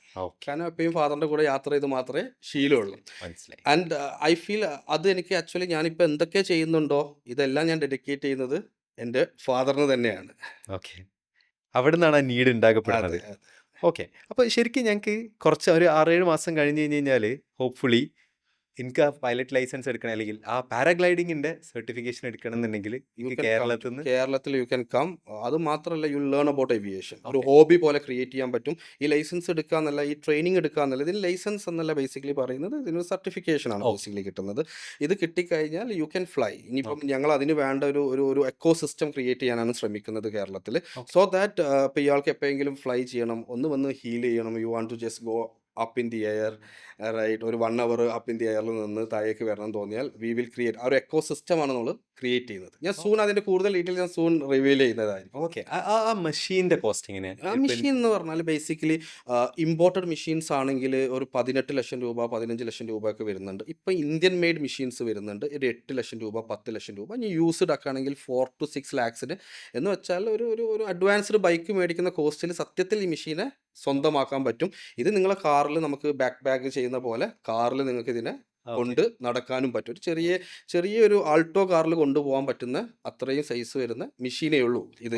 അപ്പൊ എൻ്റെ അടുത്തൊരു 10-11 lakhs ഉണ്ടെങ്കിൽ എനിക്ക് ആക്ച്വലി ഇത് പഠിക്കാം, ഈ സർട്ടിഫിക്കേഷൻ എടുക്കാം, ഈ മെഷീൻ സ്വന്തമാക്കാം. And it can be N hobby and you can fly anywhere. ഇനി ഇത് ഞാൻ പവേർഡാ പറയുന്നത്. നമുക്കിപ്പോൾ കുറേ ഹിൽസ് ഉണ്ട്. ഇപ്പോൾ വയനാട് ആയാലും ഇപ്പോൾ മൂന്നാർ ഓൾറെഡി ഇത് നടക്കുന്നുണ്ട്. ഇതിന് ഹിൽ ജമ്പിംഗ് എന്ന് പറയും. പവേർഡ് അല്ലാതെ ഓൺ ദി ജസ്റ്റ് നമ്മളെ വിൻഡ് മാത്രം വെച്ചിട്ട് നമുക്ക് എന്ത് ചെയ്യാൻ പറ്റും. അത് മേടിക്കാൻ നമുക്ക് ആകെ 2 ലക്ഷം രൂപയുടെ താഴെയാണ് കോസ്റ്റ് വരുന്നത്. ഓക്കെ. ഇനിയുള്ളത് ഇനി നമുക്കൊരു വേറൊരു പാർട്ടിലേക്ക് പോവാം. ഇത് ഈ വീഡിയോ കാണുന്ന എല്ലാ ആൾക്കാർക്കും ഏവിയേഷൻ ഇൻഡസ്ട്രിയിലേക്ക് ഒരു ഓവറോൾ അടിപൊളി ഇൻസൈറ്റ് കിട്ടുക എന്നുള്ളതാണ് എൻ്റെ ഉദ്ദേശം. നമ്മളൊരു 3 minutes ഒരു ക്വസ്റ്റ്യൻ ആൻസർ ചെയ്യണം. സ്പെസിഫിക്കലി ഏവിയേഷൻ ഇൻഡസ്ട്രിയുമായിട്ട് ബന്ധപ്പെട്ട ക്വസ്റ്റ്യൻസ് ആണ്. എല്ലാ ആൾക്കാർക്കും ഉള്ള ഡൗട്ട്സോ കൺഫ്യൂഷൻസോ ഒക്കെയാണ് ഞാൻ ചോദിക്കുന്നുണ്ടായിരിക്കുക. അതിനുള്ളിൽ എനിക്ക് എനിക്ക് വളരെ ക്യൂരിയസ് ആയിട്ടുള്ള കാര്യം, എനിക്ക് +1 മുമ്പ് 9th കഴിഞ്ഞു, 10th ജോയിൻ ചെയ്യാൻ പോകുന്നതിന് മുമ്പ് ഞാൻ ട്യൂഷന് ചേരാൻ വേണ്ടി പോവാം. അപ്പോൾ അവരെന്നോട് ചോദിക്കും ആ ട്യൂഷന് എന്താണ് ആവാനായിട്ട് ആഗ്രഹം എന്ന് ചോദിച്ചപ്പോൾ എൻ്റെ ആൻസർ പൈലറ്റ് ആവാന്നുള്ളതായിരുന്നു. ഒരു പറഞ്ഞാൽ അങ്ങനെയാണെന്നുണ്ടെങ്കിൽ 10th നല്ല മാർക്ക് വാങ്ങിക്കുക, അത് കഴിഞ്ഞ് +1 സയൻസ് എടുക്കുക, സയൻസ് പഠിച്ച് മുമ്പോട്ടേക്ക് അങ്ങനെ പോവുക എന്നുള്ള രീതിയിലായിരുന്നു. ആക്ച്വലി ഇപ്പോൾ എനിക്ക് എക്സാമ്പിൾ പറയാം. MBBS എനിക്ക് പഠിക്കണം എന്നുണ്ടെങ്കിൽ ഞാൻ +1 +2 സയൻസ് എടുക്കുന്നു, അത് കഴിഞ്ഞ് നീറ്റ് എഴുതുന്നു, അല്ലെങ്കിൽ ഞാനൊരു പ്രൈവറ്റ് ഇതിൽ പോകുന്നു, ഞാൻ MBBS പഠിക്കുന്നു, പാസ്സാകുന്നു, എനിക്ക് അങ്ങനെ ഡോക്ടറാകാം. ഇങ്ങനെയാണെന്നുണ്ടെങ്കിൽ ഒരു പൈലറ്റ് ആകുന്നതിൻ്റെ റോഡ് മാപ്പ് എന്താണ്?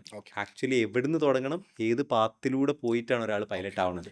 അപ്പോൾ ഒരു പൈലറ്റ് അത് ഡിപ്പെൻസ് ആണ് where you want to become a pilot. ഇപ്പം ഇന്ത്യയിൽ പൈലറ്റ് ആകണം നമ്മൾ ഉദ്ദേശിക്കുന്നത്, നമ്മൾ പ്ലാൻ ചെയ്യുന്നത് ഇന്ത്യയിൽ തന്നെയാണ് വർക്ക് ചെയ്യാൻ ഉദ്ദേശിക്കുന്നുണ്ടെങ്കിൽ the minimum qualification should be physics and maths with 12th ഫിസിക്സും മാത്സും ഉണ്ടായിരിക്കണം. എന്ന് വെച്ചാൽ ഒരു കൊമേഴ്സ് പഠിച്ച സ്റ്റുഡൻറ്റിന് പൈലറ്റ് ആകാൻ പറ്റുമോ എന്ന് ചോദിച്ചാൽ he need to write an equivalency. അപ്പം ഇന്ത്യൻ ഗവൺമെൻറ്റിൻ്റെ അതോറിറ്റി, ഇപ്പോൾ പൈലറ്റ് ലൈസൻസ് ഇഷ്യൂ ചെയ്യുന്ന അതോറിറ്റി എന്ന് പറയുന്നത് DGCA എന്ന് പറയും, directorate general civil aviation. DGCA ആണ് നമ്മളെ അതോറിറ്റി എന്ന് പറയുന്നത്. അവരെ റിക്വയർമെൻറ്റ് പ്രകാരം അവർ ആവശ്യപ്പെടുന്നത് either U should have +2 with physics and maths or any equivalency. അപ്പോൾ ഒരു കൊമേഴ്സ് കഴിഞ്ഞാലും അവന് പൈലറ്റ് ആകാൻ പറ്റാത്ത പ്രശ്നം ഇല്ല. He need to go for some open schooling. ഒരു 3-6 മാസത്തെ ഒരു ഓപ്പൺ സ്കൂളിങ്ങിന് പോയിട്ട് ഈ should write physics and maths. ഇതാണ് മിനിമം ക്വാളിഫിക്കേഷൻ എന്ന് പറയുന്നത്. പിന്നെ ഒരു മെഡിക്കൽ ടെസ്റ്റ് ആണ് വരുന്നത്. അപ്പോൾ ഒരു പൈലറ്റ് ആവണമെങ്കിൽ ആദ്യം മിനിമം ക്വാളിഫിക്കേഷൻ ഇതുണ്ടായിരിക്കണം. 2 മെഡിക്കൽ ടെസ്റ്റ് ഉണ്ട്.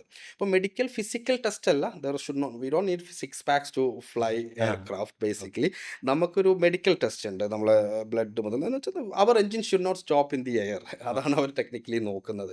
അപ്പം 2 മെഡിക്കൽ ടെസ്റ്റ് ഉണ്ട്. അതിന് Class 2 മെഡിക്കൽ എന്ന് പറയും, Class 1 മെഡിക്കൽ എന്ന് പറയും. അതിന് അപ്രൂവ്ഡ് ആയിട്ടുള്ള ഡോക്ടേഴ്സ് ഉണ്ട്. Indian civil aviation approved list കൊടുത്തിട്ടുണ്ട്. അതാത് ഡോക്ടർ പോയിട്ട് ഈ മെഡിക്കൽ കംപ്ലീറ്റ് ചെയ്യണം. ആ മെഡിക്കലി നമ്മൾ ഫിറ്റ് ആയിരിക്കണം. ഇതാണ് 2ാമത്തെ ഓപ്ഷൻ. ഇത് കഴിഞ്ഞാൽ ഈ ട്രെയിനിങ്ങിനെ നമുക്ക് 2 പാർട്ടായിട്ട് തിരിക്കാം. ഒന്ന് തിയററ്റിക്കൽ, അതിന് ഗ്രൗണ്ട് സ്കൂൾസ് എന്ന് പറയും, അല്ലെങ്കിൽ ഗ്രൗണ്ട് ട്രെയിനിങ് എന്ന് പറയും. അതിന് നമുക്കൊരു 5 സബ്ജക്ട്സ് ആണ് ടെക്നിക്കലി ഇതിൽ പഠിക്കാനുള്ളത്. പ്ലസ് നമുക്കൊരു എക്സ്ട്രാ RTR എന്ന് പറയും. കാരണം നമ്മൾ കമ്മ്യൂണിക്കേഷൻ നിങ്ങൾ കണ്ടിട്ടുണ്ടാവും എയർപോർട്ടിൽ, ബിഗ് ടവേഴ്സ്, ATC ടവേഴ്സ്. ഇതെല്ലാം കൺട്രോൾ ചെയ്യുന്നത് ATC ആണ്. നമ്മൾ ട്രാഫിക് കൺട്രോൾ ചെയ്യുന്നത് ATC ആണ്. അവരായിട്ട് കമ്മ്യൂണിക്കേറ്റ് ചെയ്യണമെങ്കിൽ നമുക്കൊരു ലൈസൻസ് വേണം. അതിനാണ് RTR. ഇങ്ങനെ 6 കാര്യങ്ങൾ കംപ്ലീറ്റ് ചെയ്യുമ്പോഴാണ് you are technically done with your theoretical part. ഇത് കഴിഞ്ഞ് U should have 200 hours of flying. 200 മണിക്കൂർ നിങ്ങളൊരു ആക്ച്വൽ എയർക്രാഫ്റ്റിൽ ഇന്ത്യൻ ഗവൺമെൻറ് സ്പെസിഫൈ ചെയ്തിട്ടുള്ള ടൈപ്പ് ഓഫ് എയർക്രാഫ്റ്റിലായിരിക്കണം നിങ്ങൾ ഫ്ലൈ ചെയ്യേണ്ടത്. അവർ കുറച്ച് റിക്വയർമെൻറ്റ് പറയുന്നുണ്ട്. ഓക്കെ, നിങ്ങൾ ക്രോസ് കൺട്രി ഫ്ലൈങ് എന്ന് പറയും. ഈ 200 മണിക്കൂർ ജസ്റ്റ് വെറുതെ ഫ്ലൈ ചെയ്യല്ല, ഇതിൽ കുറേ എക്സസൈസ് അവർ ഡിവൈഡ് ചെയ്തിട്ടുണ്ട്. ഓക്കെ, നിങ്ങൾക്കൊരു എമർജൻസി വന്നാൽ you should able to handle. ഒരു എൻജിൻ പവർ ഫെയിലിയർ വന്നാൽ യു വിൽ പ്രാക്ടീസ്.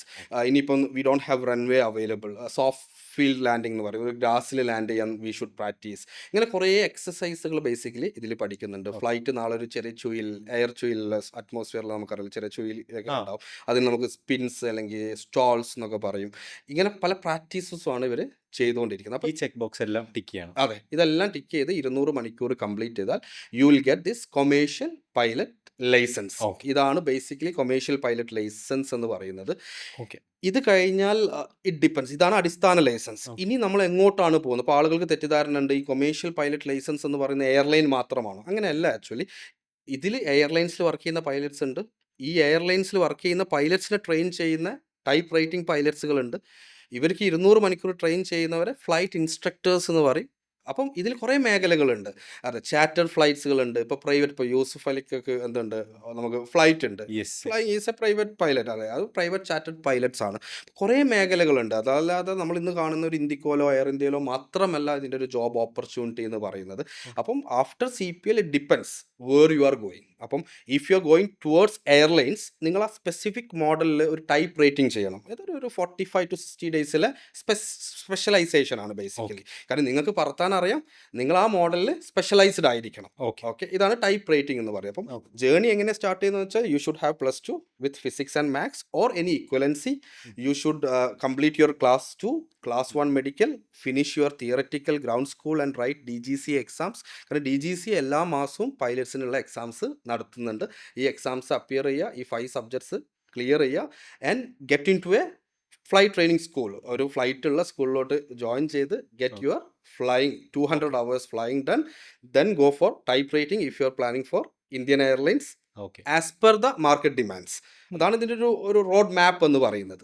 DGCA തന്നെയാണോ ഇതിന്റെ ബോഡിയും? അതായത് എല്ലാത്തിൻ്റെയും ഏവിയേഷൻ ബന്ധപ്പെട്ട എല്ലാം ടേക്ക് കെയർ ചെയ്യുന്നത് DGCA ആണ്. ഓക്കെ, അത് എയർപോർട്ട് ആവട്ടെ, എയർക്രാഫ്റ്റ് ആവട്ടെ, പൈലറ്റ് ആവട്ടെ, എല്ലാം. ഓക്കെ. ഇനി ലെറ്റ്സ് അസ്യൂം ഞാൻ ഇന്ത്യയിൽ നിന്നല്ല പഠിക്കുന്നത്, പുറത്തുനിന്നാണ് പഠിക്കുന്നത്.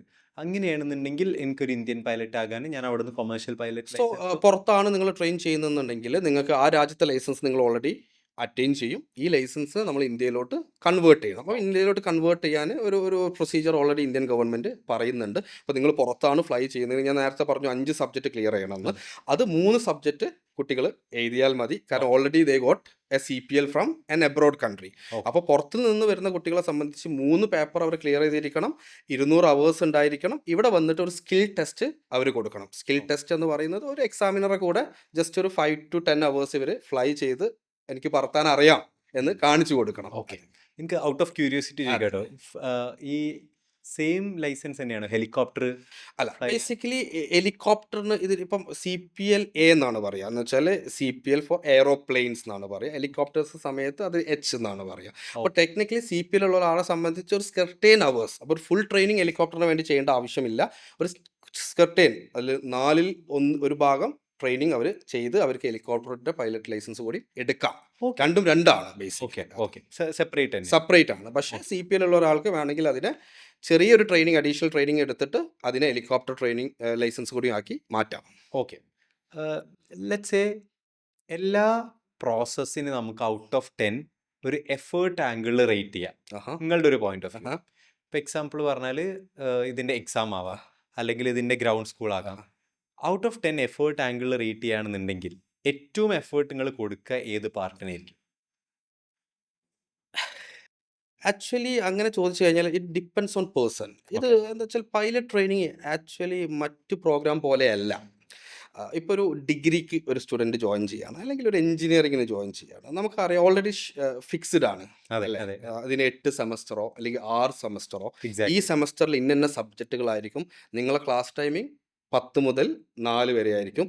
നീ വന്നാലും നീ വന്നിട്ടില്ലെങ്കിലും, നീ ഉത്തരം പറഞ്ഞാലും ഉത്തരം പറഞ്ഞിട്ടില്ലെങ്കിലും ടെക്നിക്കലി നീ എന്ത് ചെയ്യുന്നുണ്ട്, ഗ്രാജുവേറ്റ് ചെയ്യുന്നുണ്ട്. പൈലറ്റ് ട്രെയിനിങ്ങിൽ അങ്ങനെ ഒരിക്കലും സംഭവിക്കുന്നില്ല. പൈലറ്റ് ട്രെയിനിങ്ങിൽ ബേസിക്കലി ഷോർട്ട് കട്ട്സുകൾ ഇല്ല.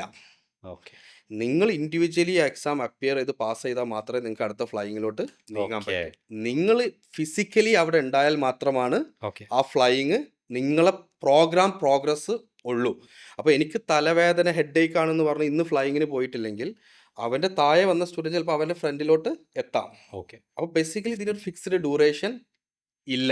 ഓക്കെ അപ്പോൾ ടെക്നിക്കലി ഇതിന് വേണ്ടത് സത്യത്തിൽ വളരെ പേഷ്യൻസ് വളരെ ഇമ്പോർട്ടൻ്റ് ആണ്. അപ്പോൾ അതിലിപ്പം നിങ്ങളൊരു ഔട്ട് ഓഫ് 10 പറഞ്ഞാൽ ബേസിക്കലി അതിൽ നമ്മളെ കൺസിസ്റ്റൻസി ഇല്ലേ, ഇതിനാണ് ഓക്കെ അതിനാണ് ഇമ്പോർട്ടൻസ്. ഓക്കെ ഇത് എവിടെയാണ് ആളുകൾ വഴിയിലിട്ട് പോകാനുള്ള കാരണം ഈ കൺസിസ്റ്റൻസി ഓക്കെ കുറവ് കാരണമാണ്. ഇത് ക്രാക്ക് ചെയ്ത് എടുക്കണമെന്നുള്ള ആഗ്രഹം. അതെ, ക്രാക്ക് ചെയ്യാന്ന് മാത്രമല്ല ഇതിൽ നിന്ന് കൊടുക്കുക എന്നുള്ളതാണ്. കാരണം ഫോർ എക്സാമ്പിൾ ഒരു ഫ്ലൈറ്റ് സ്കൂളിൽ ഇപ്പോൾ ഒരു സ്റ്റുഡൻറ്റ് ഫ്ലൈയിങ്ങിന് വേണ്ടിയിട്ട് രാവിലെ നമ്മൾ യൂണിഫോമൊക്കെ ഇട്ട് ടൈ ഒക്കെ ഇട്ട് ഫുൾ യൂണിഫോമിൽ ഫ്ലൈറ്റ് സ്കൂളിൽ എത്തുന്ന സമയത്തായിരിക്കും വെതർ ലോ സീലിങ്സ് എന്ന് പറയും, വെതർ ബാഡ് ആയിരിക്കും. അപ്പം instructor your flight is cancelled പറയും. അവൻ തിരിച്ച് വീണ്ടും റൂമിലോട്ട് പോകും. പിറ്റേ ദിവസം വീണ്ടും മാറ്റി ഒരുങ്ങി വരുന്ന സമയത്തായിരിക്കും അയ്യോ ദറ്റ് എൻജിൻ ഗോട്ട് സം എന്തോ ഒരു റഫ് വർക്കിംഗ് എൻജിനിൽ കേൾക്കുന്നുണ്ട്, we can take off. Okay വീണ്ടും അവൻ തിരിച്ച്. അപ്പോൾ ഇതിന് അത്രമാത്രം കൺസിസ്റ്റൻസും പേഷ്യൻസും ഇല്ലാതെ ഒരിക്കലും എന്ത് ചെയ്യാൻ പറ്റില്ല, ഒരാൾക്ക് പൈലറ്റ് ആവാൻ പറ്റില്ല. Okay interesting. എനിക്ക് അടുത്തതുള്ളത് ഞാനൊരു പൈലറ്റാണ് ആ എന്ന് ആ വിചാരിക്കും. എൻ്റെ ടോപ്പ് 3 പെർക്സ് എന്തൊക്കെയാണ്? ഓക്കെ. ഇതിനെനിക്ക് ഒന്ന് ആക്ച്വലി എനിക്കറിയാം, ഹൈലി പെയ്ഡ് ആണ്. ഞാൻ ചിലത് 1 crore സാലറിയിൽ ഉള്ള പൈലറ്റ്സ് എന്നുള്ള ടാഗ്ലൈൻ ഞാൻ കണ്ടിട്ടുണ്ട്. മനസ്സിലായി. അതുണ്ട്, ആനുവൽ സാലറീസ് 1 CR ഒക്കെ കിട്ടുന്ന പൈലറ്റുമാരുണ്ട്. Yes but it's not like that actually.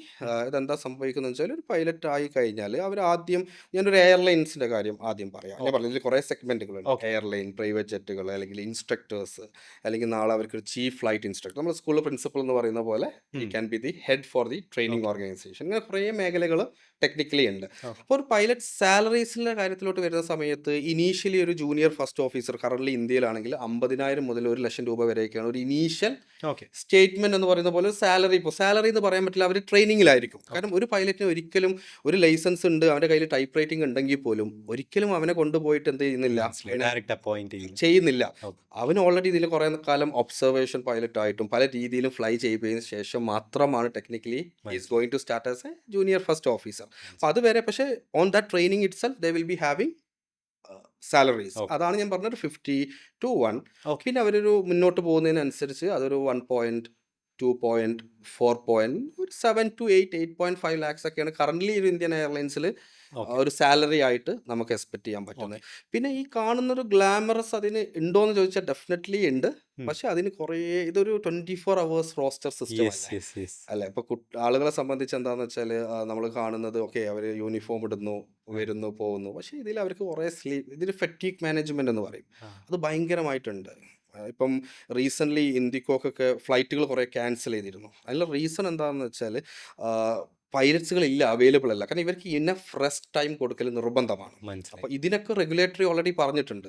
ഇത്ര ഒരു പൈലറ്റ് ഒരു വീക്കിൽ ഇത്രേ ഫ്ലൈ ചെയ്യാൻ പാടുള്ളൂ, ഒരു ഡേ ഇത്ര അവേഴ്സേ ഫ്ലൈ ചെയ്യാൻ പാടുള്ളൂ, ഒരു ഇയറിൽ ഓൾ ടോട്ടൽ ഇത്രേ ഫ്ലൈ ചെയ്യാൻ പാടുള്ളൂ, ഇത്ര റെസ്റ്റ് ടൈം ഇവർക്ക് കൊടുത്തേ പറ്റൂ എന്ന് ഓക്കെ ഓൾറെഡി റെഗുലേറ്ററി പറയുന്നുണ്ട്. ഓക്കെ ഇഫ് നിങ്ങൾ മുമ്പോട്ടേക്ക് നോക്കി കാണുന്ന സമയത്ത് നിങ്ങളൊരു കൊമേഴ്ഷ്യൽ പൈലറ്റ് ലൈസൻസ് ഓൺ ചെയ്തതാണോ, നിങ്ങളൊരു ഓൺട്രപ്രണറിലേക്ക് പോയതാണോ, അല്ലെങ്കിൽ നിങ്ങൾക്ക് എപ്പോഴെങ്കിലും തോന്നിയണോ ഞാൻ ആ ഫ്ലൈയിങ് തന്നെയായിരുന്നു എൻ്റെ ഏറ്റവും ബെസ്റ്റ് സൈഡ്? ആക്ച്വലി ഞാൻ പറഞ്ഞല്ലോ, ഞാൻ ഏകദേശം ഇപ്പോൾ ഒരു 6ഓളം ബിസിനസ്സിൻ്റെ ഭാഗമാണ്. ഓക്കെ ഞാൻ ഫൗണ്ടറായിട്ടും അല്ലെങ്കിൽ കോ ഫൗണ്ടേഴ്സായിട്ടും അല്ലെങ്കിൽ ബോർഡ് മെമ്പേഴ്സിലൊക്കെ ആയിട്ട് ഞാൻ 6ഓളം ബിസിനസ്സിൻ്റെ, അതും ശക്തമായ ടേൺ ഓവേഴ്സിൽ പോകുന്ന ബിസിനസ്സിൻ്റെ ഭാഗമായിട്ട് വർക്ക് ചെയ്യുന്നതാണ്. ഇതിലെത്തിപ്പെടാനുള്ള ഒറ്റ റീസൺ ഈ പൈലറ്റ് ട്രെയിനിങ്ങിന് ഞാൻ പോയതാണ്. യെസ് കാരണം പൈലറ്റുമാരെ 3 ക്വാളിറ്റി വേണ്ടത് എന്താണെന്ന് വെച്ചാൽ ഇത് തന്നെയാണ് ഒരു ബിസിനസ്സുകാരന് അടുത്ത വേണ്ടത്. ക്വസ്റ്റ്യൻ അതായിരുന്നു. അതായിരുന്നു യെസ് അതെന്തായിരുന്നു ക്വസ്റ്റ്യൻ? ആക്ച്വലി ഒരു പൈലറ്റ് ആകണമെന്ന് എനിക്കുണ്ടെങ്കിൽ എനിക്ക് വേണ്ട 3 കാര്യങ്ങൾ എന്തൊക്കെയാണ്? ഈ 3 ക്വാളിറ്റി ഞാൻ പറഞ്ഞുതരാം. ഇത് തന്നെയാണ് ഒരു എൻ്റർപ്രണറിനും വേണ്ടത് എന്ന് മനസ്സിലാക്കുന്ന ഒരാളാണ് ഞാൻ. ഒന്ന് വേണ്ടത് ഡിസിപ്ലിൻ ഓക്കെ അല്ലേ. തീർച്ചയായിട്ടും ഒരു ബിസിനസ്സുകാരനാവുന്നുണ്ടെങ്കിൽ നിർബന്ധം. നിർബന്ധമായിട്ടും ഡിസിപ്ലിൻ വേണം. നമ്മൾ ഇമോഷന് ഒരു സ്പേസും അതിൽ ഇല്ല എന്ന് മനസ്സിലാക്കുന്ന ഒരു യെസ് ആളാണ് അല്ലേ. 2 വേണ്ടത് സിറ്റുവേഷണൽ അവയർനെസ്. ഇതാണ് ഒരു യെസ് പൈലറ്റിന് വേണ്ട രണ്ടാമത്തെ ഒഴിച്ചുകൂടാൻ പറ്റാത്ത ക്വാളിറ്റി. യെസ് നമ്മളെ ചുറ്റുഭാഗം നടക്കുന്ന എല്ലാം അത് ഒരു ഇല ഇളകിയാൽ ഒരു ബിസിനസ്സുകാരന് മനസ്സിലാക്കാൻ പറ്റിയിട്ടില്ലെങ്കിൽ ഹീ ഫെയിൽഡ്. കയ്യിൽ നിന്ന് പോകും. ഇത് തന്നെയാണ് പൈലറ്റിൻ്റെമാരെ അവസ്ഥ. ഓക്കെ. 3 എന്ന് പറയുന്നത് മെൻ്റൽ സ്റ്റെബിലിറ്റി അല്ലേ. മെൻ്റൽ സ്റ്റെബിലിറ്റി എന്ന് ഉദ്ദേശിക്കുന്നത് ഞാൻ നേരത്തെ പറഞ്ഞു ഇമോഷനും ഇതിനൊന്നും ഇതിൽ സ്ഥാനം ഇല്ല ഓക്കെ. അല്ലേ. 3 എന്ന് പറയുന്നത് മെൻ്റൽ സ്റ്റെബിലിറ്റി അല്ലെങ്കിൽ ഡിസിഷൻ മേക്കിംഗ്. ഇതൊക്കെ വളരെ ഇമ്പോർട്ടൻ്റ് ആണ്. ഇതാണ് ആർക്ക് വേണ്ടത്? ഇതേ കാര്യം തന്നെ. ബിസിനസ്സുകാരന് വേണ്ടത്. ഡിസിഷൻസ് എടുക്കാൻ പറ്റണം, ഫാസ്റ്റ് എക്സിക്യൂഷൻ ആയിരിക്കണം. കാരണം നാളെ നമുക്ക് എയറിൽ ഒരു എമർജൻസി വന്നു കഴിഞ്ഞാൽ ഇതിൽ ആലോചിച്ചിരിക്കാനില്ല. We should make the decision, execution should be faster അല്ലേ. ഇതാണ് ഒരു ബിസിനസ്സുകാരന് യാഥാർത്ഥ്യത്തിൽ വേണ്ടത്. ഞാൻ മെൻ്റൽ സ്റ്റെബിലിറ്റി എന്ന് പറയാനുള്ള കാരണം എന്താണെന്ന് വെച്ചാൽ ഒരു ഹൂ ഈസ് എ പൈലറ്റ് എന്ന് ചോദിച്ചാൽ a pilot is someone who take command അല്ലെങ്കിൽ who take charge with calm confident and clarity when things goes wrong. കാര്യങ്ങൾ റോങ് ആയി പോകുമ്പോൾ ഇപ്പം പാസഞ്ചേഴ്സ് പാനിക്കായിരിക്കും, ക്രൂസ് പാനിക്കായിരിക്കും, നമുക്ക് ഒരിക്കലും എന്താകാൻ പറ്റില്ല, പാനിക്കാൻ പറ്റില്ല. ബിസിനസ്സും അങ്ങനെ തന്നെയാണ്. നമ്മൾ ബിസിനസ് വളർത്തി വരുമ്പോൾ ഇതിന് പല പ്രശ്നങ്ങളും ഉണ്ടാവും. പ്രശ്നങ്ങൾ വരുമ്പം നമ്മൾ വളരെ ക്ലാരിറ്റി നമുക്ക് ഉണ്ടായിരിക്കണം, കോൺഫിഡൻറ്റ് ഉണ്ടായിരിക്കണം, നമ്മൾ കാമും ആയിരിക്കണം ടെക്നിക്കലി. അപ്പോൾ എൻ്റെ ഒരു quality why am be sitting in this seat എന്ന് ചോദിച്ചാൽ എൻ്റെ ഒരു ക്വാളിറ്റി എനിക്ക് കിട്ടിയിട്ടുള്ളത് ഈ മേഖലയിൽ തന്നെയാണ്. I still believe. ഓക്കെ. അത് തന്നെയാണ് നിങ്ങൾ ഇങ്ങോട്ടേക്ക് കണക്ട് ചെയ്തത്. അതെ അതെ. ഞാൻ നിങ്ങളെ വീഡിയോസ് കണ്ടിട്ടുണ്ട്. നിങ്ങൾ സാനിയ അയ്യപ്പൻ, മൈജി ഷാജിക്ക ഇവരൊക്കെ നിങ്ങളൊരു ഫ്ലൈറ്റിൽ കൊണ്ടുപോകണ വീഡിയോസ് ഞാൻ കണ്ടിട്ടുണ്ട്. അത് ഏത് ഫ്ലൈറ്റ് ആണ് ശരിക്കും? അത് ആക്ച്വലി അത് പാസഞ്ചർ ഫ്ലൈറ്റ് അല്ല, അതൊരു 4 സീറ്റർ ഡയമണ്ട് 42 എന്ന് പറയും. ഇത് അങ്ങനെയാണ് നമ്മൾ ഇതൊക്കെ ടൈപ്പ് ഉണ്ട് ശരി. അതെ, അത് ആക്ച്വലി ട്രെയിനിങ്ങിന് യൂസ് ചെയ്യുന്ന എയർക്രാഫ്റ്റ്. ഇപ്പം അന്ന് സാനിയ ആയാലും മൈജി ഷാജിക്ക, നമ്മൾ ജി ടെക്കിൻ്റെ മെഹറൂഫിക്ക, അതേപോലെ ഷാക്കിറൊക്കെ ഉണ്ടായിരുന്നു. അവരൊക്കെ അന്ന് ഉണ്ടായിരുന്നു. അത് ഞാൻ 2025 ഞാൻ കാലിക്കറ്റ് എയർപോർട്ടിൽ ഞാൻ ജസ്റ്റ് പബ്ലിക്കിന് വേണ്ടിയിട്ട് ഒരു ജോയ് റൈഡ്സ് നടത്തിയിരുന്നു. കാരണം ആളുകൾക്ക് തെറ്റിദ്ധാരണ ഞാൻ പറഞ്ഞു നേരത്തെയും, ഈ കോക്പിറ്റിൽ പൈലറ്റുമാർക്ക് മാത്രമേ ഇരിക്കാൻ പറ്റുള്ളൂ. അങ്ങനെയൊന്നുമല്ല ബേസിക്കലി. അപ്പം അന്ന് ഞാൻ ഷാജിക്കനൊക്കെ കോക്പിറ്റിൽ പൈലറ്റിൻ്റെ കൂടെ സിംഗിൾ പൈലറ്റ് ഓപ്പറേറ്റിംഗ് ആയിരിക്കും, കോക്പിറ്റിൽ ഇരുന്നിട്ട് ഇതൊന്ന് എക്സ്പീരിയൻസ് ചെയ്തു. അതിലും ഈ പിടിക്കുന്ന സാധനമൊക്കെ അല്ലാണ്ട് സാധാ കോക്പിറ്റിൽ സാധാരണ 2 പൈലറ്റ് ഇരിക്കുന്നിടത്ത് ഒരു സ്ഥലത്ത് പാസഞ്ചർ ആയിരിക്കും, ഒന്ന് അതിൻ്റെ പൈലറ്റ് ഇൻ കമാൻഡ് എന്ന് പറയും, അവരായിരിക്കും ഫ്ലൈ ചെയ്യുന്നത്. എന്നിട്ട് നമ്മൾ കാലിക്കറ്റിൽ ഒരു ഏരിയൽ വ്യൂസ് ഒക്കെ ഞാനൊരു 10-20 മിനിറ്റ് അവർക്ക് ഫ്ലൈ ചെയ്ത് കാണിച്ചു കൊടുത്തു. ഒരു 4 സീറ്റർ ഫ്ലൈറ്റ് ആണ്. അപ്പോൾ ഞാൻ അവരെ മാത്രമല്ല അവിടെ, ഞാൻ പബ്ലിക്കിൽ ഒരു 100 പേരെ ഞങ്ങൾ റാൻഡമായിട്ട് സെലക്ട് ചെയ്തിരുന്നു. ഈ 100 പേർക്ക് ഞങ്ങളൊരു എക്സ്പീരിയൻസ് കൊടുത്തു. കാരണം ഈ ഫ്ലൈയിങ്ങും ഇതിലിരിക്കുന്നതും ഇത് ആർക്കും പറ്റുന്നതാണ്. കാരണം നമുക്കൊരു ലക്ഷറി കാറ് മേടിക്കുന്ന പൈസക്ക് എന്ത് മേടിക്കാൻ പറ്റും? യാഥാർത്ഥ്യത്തിൽ ഒരു ഫ്ലൈറ്റ് മേടിക്കാൻ പറ്റും. ഇത് മെയിൻറ്റെയിൻ ചെയ്യാൻ അതിൻ്റെതായ എക്സ്പെൻസുകളുണ്ട്. പക്ഷേ ഈ കൾച്ചർ നമ്മുടെ നാട്ടിൽ ഇല്ലാത്തത് കൊണ്ടാണ്. ഞാൻ മനസ്സിലാക്കുന്നത് കേരളത്തിൻ്റെ ഒരു പരിമിതി. ഞാൻ കഴിഞ്ഞ ഗവൺമെൻറ്റായിട്ട് ഞാൻ ഡിസ്കഷൻ നടത്തിയിരുന്നു. ഈ ഗവൺമെൻറ്റായിട്ടും ഹോപ്പ്ഫുള്ളി ഞാനൊരു ഈ വരും ദിവസങ്ങളിൽ ഡിസ്കഷൻ പ്ലാൻ ചെയ്യുന്നുണ്ട്. നമുക്കിവിടെ വേണ്ടത്, നമുക്ക് 4 എയർപോർട്ടുകളുണ്ട് അല്ലെ. നമ്മളെ കേരളത്തെ സംബന്ധിച്ച് 4 എയർപോർട്ടുകളാണ്. പക്ഷെ നമുക്ക് ഇനി വേണ്ടത് എന്താണെന്ന് വെച്ചാൽ പ്രൈവറ്റ് സ്ട്രിപ്പുകളാണ്. എന്ന് വെച്ചാൽ പ്രൈവറ്റ് സ്ട്രിപ്പുകൾ എന്ന് പറഞ്ഞാൽ പ്രൈവറ്റ് ഓപ്പറേഷൻസ് നടത്താനുള്ള സ്ട്രിപ്പുകൾ.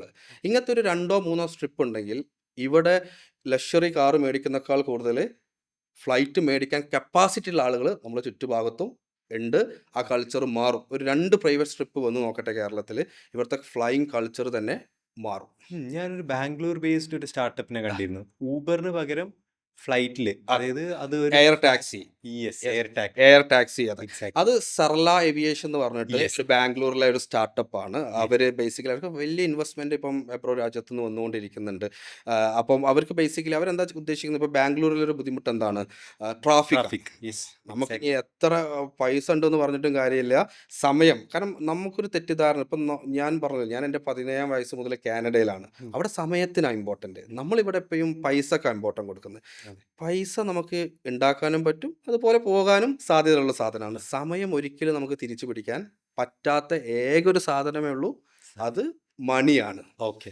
അല്ല, സമയമാണ് ബേസിക്കലി. അത് സമയമാണ്. സമയം നമുക്ക് ഒരിക്കലും എന്ത് ചെയ്യുന്നില്ല, തിരിച്ചു പിടിക്കാൻ പറ്റുന്നില്ല. നമ്മളൊരു ലൈഫ് ലൈൻ എന്ന് പറയുന്നത് ഇനിയുള്ള ജനറേഷൻ്റെ വളരെ ചെറുതാണ് അല്ലേ. അതിൽ 20 വർഷം 22 വർഷം നമ്മൾ സ്കൂളുകളിൽ സ്പെൻഡ് ചെയ്യും. പിന്നെ ഒരു 20-30 കിട്ടിയാൽ കിട്ടി അല്ലേ. ഈ തിരിച്ചറിവ് ഇപ്പോൾ ആളുകൾക്ക് വന്നു തുടങ്ങി. ഞാൻ മനസ്സിലാക്കുന്നത് നമ്മളെ ജനറേഷന് അല്ലെങ്കിൽ നമ്മളെ താഴെ വരുന്ന ജനറേഷന് ഇത് മനസ്സിലാക്കി തുടങ്ങിയിട്ടുണ്ട്. അതുകൊണ്ടാണ് ആളുകളൊക്കെ ഇപ്പോൾ ഏർലിയാണ്, എല്ലാവരും ഏർലി കാര്യങ്ങളിലോട്ട് ഇറങ്ങുന്നുണ്ട്. പണ്ട് എന്ന് പറഞ്ഞാൽ ഒരു PG കഴിയുന്ന വരെ കോളേജ് എന്നല്ലാതെ അതിൻ്റെ പുറത്തേക്കൊന്നും ചിന്തിക്കാറില്ല. അപ്പം എൻ്റെ ഒരു ഏജിലുള്ള ആളുകളൊക്കെ എന്ന് പറഞ്ഞാൽ ഡിഗ്രി കഴിയും, PG കഴിഞ്ഞാൽ PG കഴിയുമ്പോഴേക്കും അവന് 25-26 വയസ്സ് ഓൾറെഡി ആയിട്ടുണ്ടായിരിക്കും. എന്നിട്ട് അവനൊരു ജോലിനെ കുറിച്ചോ അതെ. ഒരു എന്റർപ്രണർഷിപ്പിനെ കുറിച്ചോ എന്തും ചിന്തിക്കുന്നുള്ളൂ. ഇപ്പൊ അങ്ങനെയല്ല. ഇപ്പൊ +2 കഴിഞ്ഞാൽ തന്നെ ആലോചിച്ച്. ഇതിനെ ബന്ധപ്പെട്ട അലൈൻഡ് ആയിട്ടുള്ള അതെ. കോഴ്സസ് ആണ് കുട്ടികൾ യെസ്. നോക്കുന്നത്. അതെ. പിശീർക്ക, നമുക്ക് ലാസ്റ്റ് ഏകദേശം ഒരു ഫൈനൽ സ്റ്റേജിലേക്ക് പോവാം. ഒന്ന് എനിക്ക് അഗെയിൻ ഒരു ക്ലാരിറ്റി വേണ്ട ഏരിയ. ഇഫ് ഒരു അറൗണ്ട് 18 വയസ്സാവുന്ന ആള് പൈലറ്റ് ലൈസൻസ് എടുക്കാം. ഓക്കെ, 18 വയസ്സാണ് അതിന്റെ മിനിമം ക്രൈറ്റീരിയ. 18 വയസ്സാണ്. CPL ലൈസൻസ് എടുക്കണമെങ്കിൽ അവർക്ക് 18 വയസ്സ്. ഓക്കെ, 18 വയസ്സായ ഞാൻ CPL എടുക്കാൻ വേണ്ടി പോവാണെന്നുണ്ടെങ്കിൽ എൻ്റെ അടുത്ത് അല്ലെങ്കിൽ ഞാൻ സ്പെൻഡ് ചെയ്യേണ്ട ഒരു പൈസ നെക്സ്റ്റ് എത്ര പീരീഡിലേക്ക്, അത് എത്ര പീരീഡാണ്, എത്ര ആയിരിക്കും ഞാൻ സ്പെൻഡ് ചെയ്യേണ്ട എമൗണ്ട്? ഇതും അഗെയിൻ ഡിപ്പെൻസ് ആണ്. നിങ്ങളൊരു 10 പൈലറ്റുമാരെ വിളിച്ചിട്ട് ഇവരെ കോസ്റ്റ് ഓഫ് ട്രെയിനിങ് ചോദിച്ചു കഴിഞ്ഞാൽ 10 പേർക്കും 10 പ്രൈസ് ആയിരിക്കും ടെക്നിക്കലി പറയാനുള്ളത്. അത് അവർ എവിടെ അവർ ട്രെയിൻ ചെയ്തു, ഏത് ടൈപ്പ് ഓഫ് എയർക്രാഫ്റ്റിൽ അവർ ട്രെയിൻ ചെയ്തു. ഇതിൽ ഒരു CPL ലൈസൻസ് മാത്രമല്ല, ഇതിനൊരു ജേർണി എങ്ങനെ സ്റ്റാർട്ട് ചെയ്യുന്നതെന്ന് വെച്ചാൽ ഞാൻ പറഞ്ഞു മിനിമം ക്രൈറ്റീരിയാസാണ് ഞാൻ നേരത്തെ പറഞ്ഞിട്ടുള്ളത്. പക്ഷെ അവർ കോഴ്സ് സ്റ്റാർട്ട് ചെയ്ത് കഴിഞ്ഞാൽ അവർ ഇനീഷ്യലി എടുക്കുന്നത് സ്റ്റുഡൻറ്റ് പൈലറ്റ് ലൈസൻസ്, പിന്നെ പ്രൈവറ്റ് പൈലറ്റ് ലൈസൻസ്, അത് കഴിഞ്ഞ് CPL കൊമേഴ്ഷ്യൽ പൈലറ്റ് ലൈസൻസ്. ഇത് കൂടാതെ ഇതിൽ കുറേ റൈറ്റിങ്സുകളുണ്ട്. ഇൻസ്ട്രുമെൻറ്റ്സ് റൈറ്റിംഗ്, കാരണം ഇതുവരെ വിഷ്വൽ ഫ്ലൈയിങ് ആയിരിക്കും ചെയ്തിട്ടുണ്ടാവും, പുറത്തേക്ക് റെഫറൻസ് നോക്കിയിട്ടായിരിക്കും ഫ്ലൈ ചെയ്തിട്ടുണ്ടാവും. എയർലൈൻസ് എല്ലാം ഫ്ലൈ ചെയ്തത് ഇൻസ്ട്രുമെൻറ്റ് ബേസ്ഡ് ഫ്ലൈയിങ് ആണ്. അപ്പോൾ അതിനൊരു ഇൻസ്ട്രുമെൻറ്റ് റൈറ്റിംഗ് എടുക്കണം. മൾട്ടി എഞ്ചിൻ ഇനീഷ്യൽ ട്രെയിനിങ് എല്ലാം സിംഗിൾ എഞ്ചിൻ എയർക്രാഫ്റ്റിലായിരിക്കും, ഇവരൊരു ഡബിൾ എഞ്ചിൻ ഫ്ലൈറ്റിൽ ചെയ്യണം. അപ്പോൾ അവരെന്തൊക്കെ ട്രെയിൻ ചെയ്തു അതിനനുസരിച്ചിട്ടാണ് ഈ CPLൻ്റെ കോസ്റ്റ് വേരീസ് ആണ്. ഏത് രാജ്യത്ത് അവർ ട്രെയിൻ ചെയ്തു ഇതൊക്കെ ഡിപ്പെൻസ് ആണ്. ബേസിക്കലി ഇൻ ആൻ ആവറേജ് ഇന്ന് ഒരു CPL എടുക്കണം എന്നുണ്ടെങ്കിൽ ഏകദേശം ഒരു 50 ലക്ഷം രൂപ മുതൽ ഏകദേശം ഒരു 70-75 ലക്ഷം രൂപ വരെ വരുന്ന രാജ്യങ്ങളുണ്ട്. ഇതാണ് ഇതിൻ്റെ ഒരു കോസ്റ്റ് എന്ന് പറയുന്നത്. ഇറ്റ് ഡിപ്പെൻസ് ആണ് where you are getting trained. ഇതാണ് ഇതിൻ്റെ ഒരു കോസ്റ്റ് എന്ന് പറയുന്നത് CPL ലൈസൻസിന്. കേരള ഫ്ലൈറ്റ് അക്കാഡമി ശരിക്കും ഇതിന് എങ്ങനെ ഓപ്പറേറ്റ് ചെയ്യണം? അതിന് അവിടെ ഒരു കേരള ഹൈബ്രിഡ് ഫ്ലൈറ്റ് അക്കാഡമി എന്താ ചെയ്യുന്നത് വെച്ചാൽ ഞങ്ങളൊരു ഹൈബ്രിഡ് സിസ്റ്റത്തേക്കാൾ ഉപരി ഞങ്ങളൊരു ഇൻ്റഗ്രേറ്റഡ് ആക്കി. ഞാൻ പറഞ്ഞു ഇതിനൊരു കോഴ്സ് ഡിസൈൻഡ് അല്ല. അപ്പോൾ ഇന്ത്യൻ ഗവൺമെൻറ് പറയുന്നത് ഇതാണ് ടോപ്പിക്സ്, ഇതിന് നിങ്ങൾക്ക് ഞങ്ങൾ മാസം എക്സാംസ് നടത്തും, നിങ്ങൾ സെൽഫ് സ്റ്റഡി നടത്തിയിട്ടോ അല്ലാതെയോ ഈ എക്സാംസ് ക്ലിയർ ചെയ്യുക, പിന്നീട് ഒരു 200 മണിക്കൂർ ഫ്ലൈ ചെയ്യാം. ഇത്രയേ അവർ പറയുന്നുള്ളൂ. അപ്പോൾ ഞങ്ങൾ എന്താ ചെയ്തതെന്ന് വെച്ചാൽ ഞങ്ങൾ കേരള ഫ്ലൈറ്റ് അക്കാഡമി ഒരു കരിക്കുലം അതിന് വളരെ വ്യക്തമായിട്ട് നമ്മളെ എക്സ്പീരിയൻസ്, ഞാൻ പറഞ്ഞു ഈ പറഞ്ഞ എക്സ്പീരിയൻസിൽ നിന്ന് ഇതെല്ലാം കൺസിഡർ ചെയ്ത് ഞങ്ങൾ ഇതിനെ സ്ട്രക്ചർ ചെയ്തു. അപ്പോൾ ഒരു കഴിഞ്ഞൊരു 10-12 വർഷത്തെ എക്സ്പീരിയൻസ് ആണ് അവിടെയുള്ള കരിക്കുലം എന്ന് പറയുന്നത്. അപ്പോൾ ഇന്ത്യത്തെ ഒരു ബുദ്ധിമുട്ട് എന്താണെന്ന് വെച്ചാൽ ഇന്ത്യയിൽ പൈലറ്റുമാർക്ക് അൺഎംപ്ലോയ്മെന്റ് ഉണ്ടോ എന്ന് ചോദിച്ചാൽ ഉണ്ട്, ഇന്ന് ഓപ്പർച്യൂണിറ്റി ഉണ്ടോ എന്ന് ചോദിച്ചാൽ ഉണ്ട്. ഇതിലെന്താ ഇൻട്രസ്റ്റിംഗ് ആയിട്ടുള്ള കാര്യം, ഞാനൊരു ഡേറ്റ് നോക്കുന്ന സമയത്ത്, അതായത് ഇതിന് മുമ്പ് ഞാൻ ഇതിനു വേണ്ടി പ്രിപ്പയർ ചെയ്യുന്ന സമയത്ത് ഒരു ഡേറ്റ് നോക്കിയപ്പോൾ അതിൽ സ്പെഷ്യലി പറഞ്ഞിട്ടുണ്ട് 5000+ ആൾക്കാർ അൺഎംപ്ലോയിഡ് ആണ് എന്നുള്ള രീതിയിലും, എന്നാൽ പല കമ്പനീസും ഹയറിങ്ങിന് വേണ്ടിയിട്ട് നോക്കുന്നുണ്ട്. ഇതിലെ വിഷയം എന്താണെന്ന് വെച്ചാൽ ഇന്ത്യയിൽ ഞാൻ ഈ നേരത്തെ പറഞ്ഞത് തന്നെ ഇതിനൊരു സ്ട്രക്ചർ ഇല്ലായിരുന്നു. ഈ സ്ട്രക്ചർ ഇല്ലാത്തതാണ് പ്രശ്നം. ഇപ്പോൾ കുട്ടികൾ ഗ്രൗണ്ട് സ്കൂൾ തിയറി 4 മാസം പഠിച്ച് എക്സാം എഴുതുന്നവനുണ്ട്, 1 കൊല്ലം ഈ തിയറിക്ക് വേണ്ടി സ്പെൻഡ് ചെയ്യുന്നവനുണ്ട്. അല്ല, CPL ലൈസൻസ് 12 മാസത്തിൽ ഫ്ലൈയിങ് തീർക്കുന്ന രാജ്യങ്ങളുണ്ട്, അവിടുന്ന് ഫ്ലൈയിങ് തീർക്കുന്നവരുണ്ട്. ഇതിനെ 4 വർഷം കൊണ്ട് ഫ്ലൈയിങ് തീർക്കുന്ന കുട്ടികളുണ്ട്. Either it will be problem of the student, ഒന്നെങ്കിൽ സ്റ്റുഡൻറ്റ് ലാഗ് അടിച്ച് ഡിലേ ആക്കുന്നതായിരിക്കും, അല്ലെങ്കിൽ ആ നാടിൻ്റെ പ്രശ്നമോ രാജ്യത്തിൻ്റെ പ്രശ്നമോ എയർക്രാഫ്റ്റ് ഇൻഅവൈലബിലിറ്റിയോ, അങ്ങനെ പല ഫാക്ടേഴ്സ് ഇതിന് ഡിപ്പെൻഡൻ്റ് ആണ്. അപ്പോൾ ബേസിക്കലി ഇതെന്താണെന്ന് വെച്ചാൽ ഇതിലൊരു ഗ്യാപ്പ് ഉണ്ട്, ഒരു സ്കിൽ ബാക്ക്. അപ്പം ഒരു ഇൻഡസ്ട്രിയിലോട്ട് വേണ്ട രീതിയിൽ ഡെവലപ്പ് ചെയ്യുന്ന ഒരു പ്രോഗ്രാം ഇതിലില്ല. ഇതാണ് ഈ ഗ്യാപ്പ്. അതുകൊണ്ടാണ് ഈ അൺഎംപ്ലോയ്മെൻറ്റ് നമ്മുടെ നാട്ടിൽ സംഭവിക്കുന്നത്. ഇതാണ് യാഥാർത്ഥത്തിൽ ഗ്യാപ്പ്. ആ ഗ്യാപ്പ് ഫില്ല് ചെയ്യാനാണ് what we are trying. Kerala flight academy try ചെയ്യുന്നത് ആ ഗ്യാപ്പ് ഫില്ല് ചെയ്യാൻ വേണ്ടിയിട്ടാണ്. അപ്പോൾ എൻ്റെ പ്രോഗ്രാമിൽ ഇപ്പോൾ ഞങ്ങളെ പ്രോഗ്രാം കൊടുത്തുകൊണ്ടിരിക്കുന്നത് ഞങ്ങളൊരു 3 ഫേസ് ആയിട്ടൊരു ഇൻ്റഗ്രേറ്റഡ് പ്രോഗ്രാമാണ്. They will do the studies in our ground campus, flying in our associated partnered campus, then they will come back, we'll assist with their conversion, airline. South ആഫ്രിക്കയിലാണ്? South Africa. Again, we invested in South Africa. അപ്പോൾ ഞങ്ങൾ south ആഫ്രിക്കയിൽ we started investing in South Africa. So നമ്മൾ എന്താ ചെയ്യുന്നതെന്ന് വെച്ചാൽ already running സ്കൂളുകളിലോട്ട് ഞങ്ങൾ we are investing and being part of. ഞാൻ റീസെന്റ് കണ്ടു നിങ്ങൾ സൗത്ത് ആഫ്രിക്കയിലെ കേരള തറവാട്. അതെ, ഞങ്ങൾ അവിടെ ഹോസ്റ്റൽസ് മുതൽ എല്ലാം നടത്തുന്നുണ്ട്. ഞങ്ങൾക്ക് സ്വന്തമായിട്ട് അവിടെ മലയാളി ഷെഫ് ഉണ്ട്, ഞങ്ങളവിടെ എല്ലാ ട്രാൻസ്പോർട്ട്. അപ്പോൾ കുട്ടികൾക്ക് ഒരു ഡിഫറെൻറ്റ്. അപ്പോൾ വൈ സൗത്ത് ആഫ്രിക്ക എന്ന് ചോദിച്ചാൽ അഫോർഡബിലിറ്റി തന്നെയാണ്. കാരണം ഞാൻ പറഞ്ഞില്ലേ, ഇതിൽ 75 ലക്ഷം രൂപ സ്പെൻഡ് ചെയ്ത് എടുക്കുന്ന ലൈസൻസും 55 ലക്ഷം രൂപ സ്പെൻഡ് ചെയ്ത് എടുക്കുന്ന ലൈസൻസും ഒന്ന് തന്നെയാണ്. ഇത് എവിടെ നിന്ന് എടുത്തു എന്നും എങ്ങനെ എടുത്തു എന്നും ആരും ചോദിക്കുന്നില്ല. Until you fill the requirement you are done. അപ്പോൾ 20 ലക്ഷം രൂപ കുട്ടികൾക്ക് എന്ത് സ്പെൻഡ് ചെയ്യാം? They can spend it for type rating അല്ലെങ്കിൽ ഫർദർ ട്രെയിനിങ്ങിന് വേണ്ടി കുട്ടികൾക്ക് സ്പെൻഡ് ചെയ്യാൻ പറ്റും. അപ്പോൾ ഞങ്ങൾ ഡെവലപ്പ് ചെയ്ത പ്രോഗ്രാം അണ്ടർസ്റ്റാൻഡിങ് എവറിത്തിങ് അപ്പോൾ ഇതിലൊരു പൈസ സ്പെൻഡ് ചെയ്യാന്നുള്ളക്കാൾ കൂടുതൽ they should have enough patience as well. അപ്പോൾ ഇതൊരു എന്താ പറയുക, ആളുകൾ ഇത് ലോട്ടറി അടിച്ച പോലെയാണ് ഇത് കാണുന്നത്. കുറേ യൂണിഫോം ഒക്കെ കയറുമ്പോൾ കുട്ടികൾക്ക് തോന്നുകയാണ് ദേ ഓൾറെഡി ബിക്കം പൈലറ്റ്. അങ്ങനെയല്ല ആക്ച്വലി. ഇതിന് ഈ 50, 60, 70 ലക്ഷം രൂപ സ്പെൻഡ് ചെയ്യുന്നത് അവരുടെ ട്രെയിനിങ് കോസ്റ്റാണ്. നോർമലി എന്തൊരു കോഴ്സ് കഴിഞ്ഞാലും നമ്മൾ ജോബ് അണ്ട് ചെയ്യുന്ന പോലെ ഈ കോഴ്സിൽ നിങ്ങൾ ജോബ് അണ്ട് ചെയ്യണം. അപ്പോൾ ചില ആളുകൾക്ക് 6 മാസത്തോണ്ട് ജോബ് കിട്ടാം, ചില ആളുകൾക്ക് 1 വർഷത്തോണ്ടായിരിക്കും ജോബ് കിട്ടുക, അല്ലെങ്കിൽ ജോബ് കിട്ടുന്നവരെ. ഇപ്പോൾ ഒരു എഞ്ചിനീയറിംഗ് കഴിഞ്ഞാൽ ഒരു കുട്ടി എന്താ ചെയ്യാറ്, ചിലപ്പോൾ നല്ലൊരു MNCയിൽ ജോലി കിട്ടുന്നവരെ ചില ഡിഫറെൻറ്റ് ജോബുകൾ ചെയ്ത് കിട്ടുന്നവരെ അവർ വെയിറ്റ് ചെയ്യും. ഇതിലും അങ്ങനെയുണ്ട്. അവർക്ക് ഒരു ഗ്രൗണ്ട് ഇൻസ്ട്രക്ടർ ആവാൻ പറ്റും, ഫ്ലൈറ്റ് ഇൻസ്ട്രക്ടർ ആവാൻ പറ്റും, ഇങ്ങനെ പല മേഖലയിൽ. അപ്പം ഒരു എയർലൈനിൽ ചിലപ്പോൾ ഒരു കുട്ടി എത്തുന്നത് ചിലപ്പം CPL കഴിഞ്ഞ് 2 വർഷം കഴിഞ്ഞിട്ടായിരിക്കും. അതുവരെ അവന് ഏവിയേഷനിൽ തന്നെ പല മേഖലയിലും വർക്ക് ചെയ്തുകൊണ്ട് ഇരിക്കുന്നുണ്ടാവാം. അതെ. ഇനി ഞാനൊരു ഏകദേശം ഒരു ജനറിക് ക്വസ്റ്റ്യനും കൂടെ ചോദിച്ചിട്ട് ഫൈനൽ ചെയ്യാം. ഓക്കെ.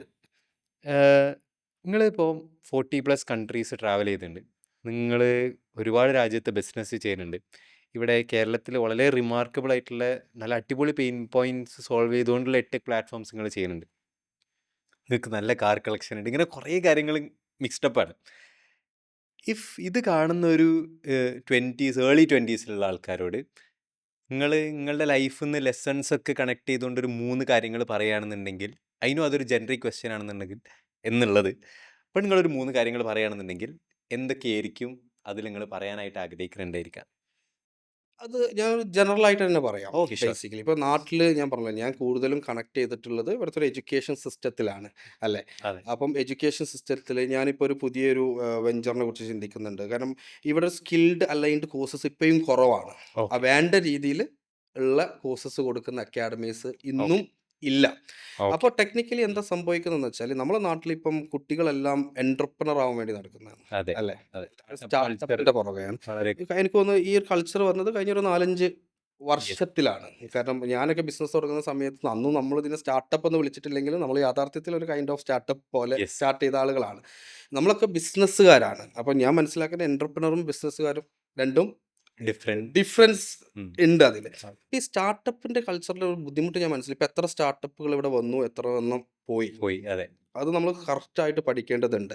അപ്പം ഞാൻ എപ്പോഴും കുട്ടികളോട് പ്രത്യേകിച്ച് പൈലറ്റ് ട്രെയിനിങ് ചോദിച്ചുകൊണ്ട് പറയുകയാണ്, കുട്ടികൾ they should go for an airline അല്ലെങ്കിൽ ഒരു ജോബിലോട്ട് ആദ്യം കയറാൻ ശ്രമിക്കണം. Because they should gain the experience, credibility, right, understand the field. കാരണം ഇപ്പം ഞാൻ ഇതിലോട്ട് വരാൻ കാരണം ഞാൻ പറഞ്ഞു, എനിക്ക് 19 വയസ്സിൽ സ്വന്തമായിട്ട് ഫ്ലൈറ്റ് ഉണ്ടായിരുന്നു.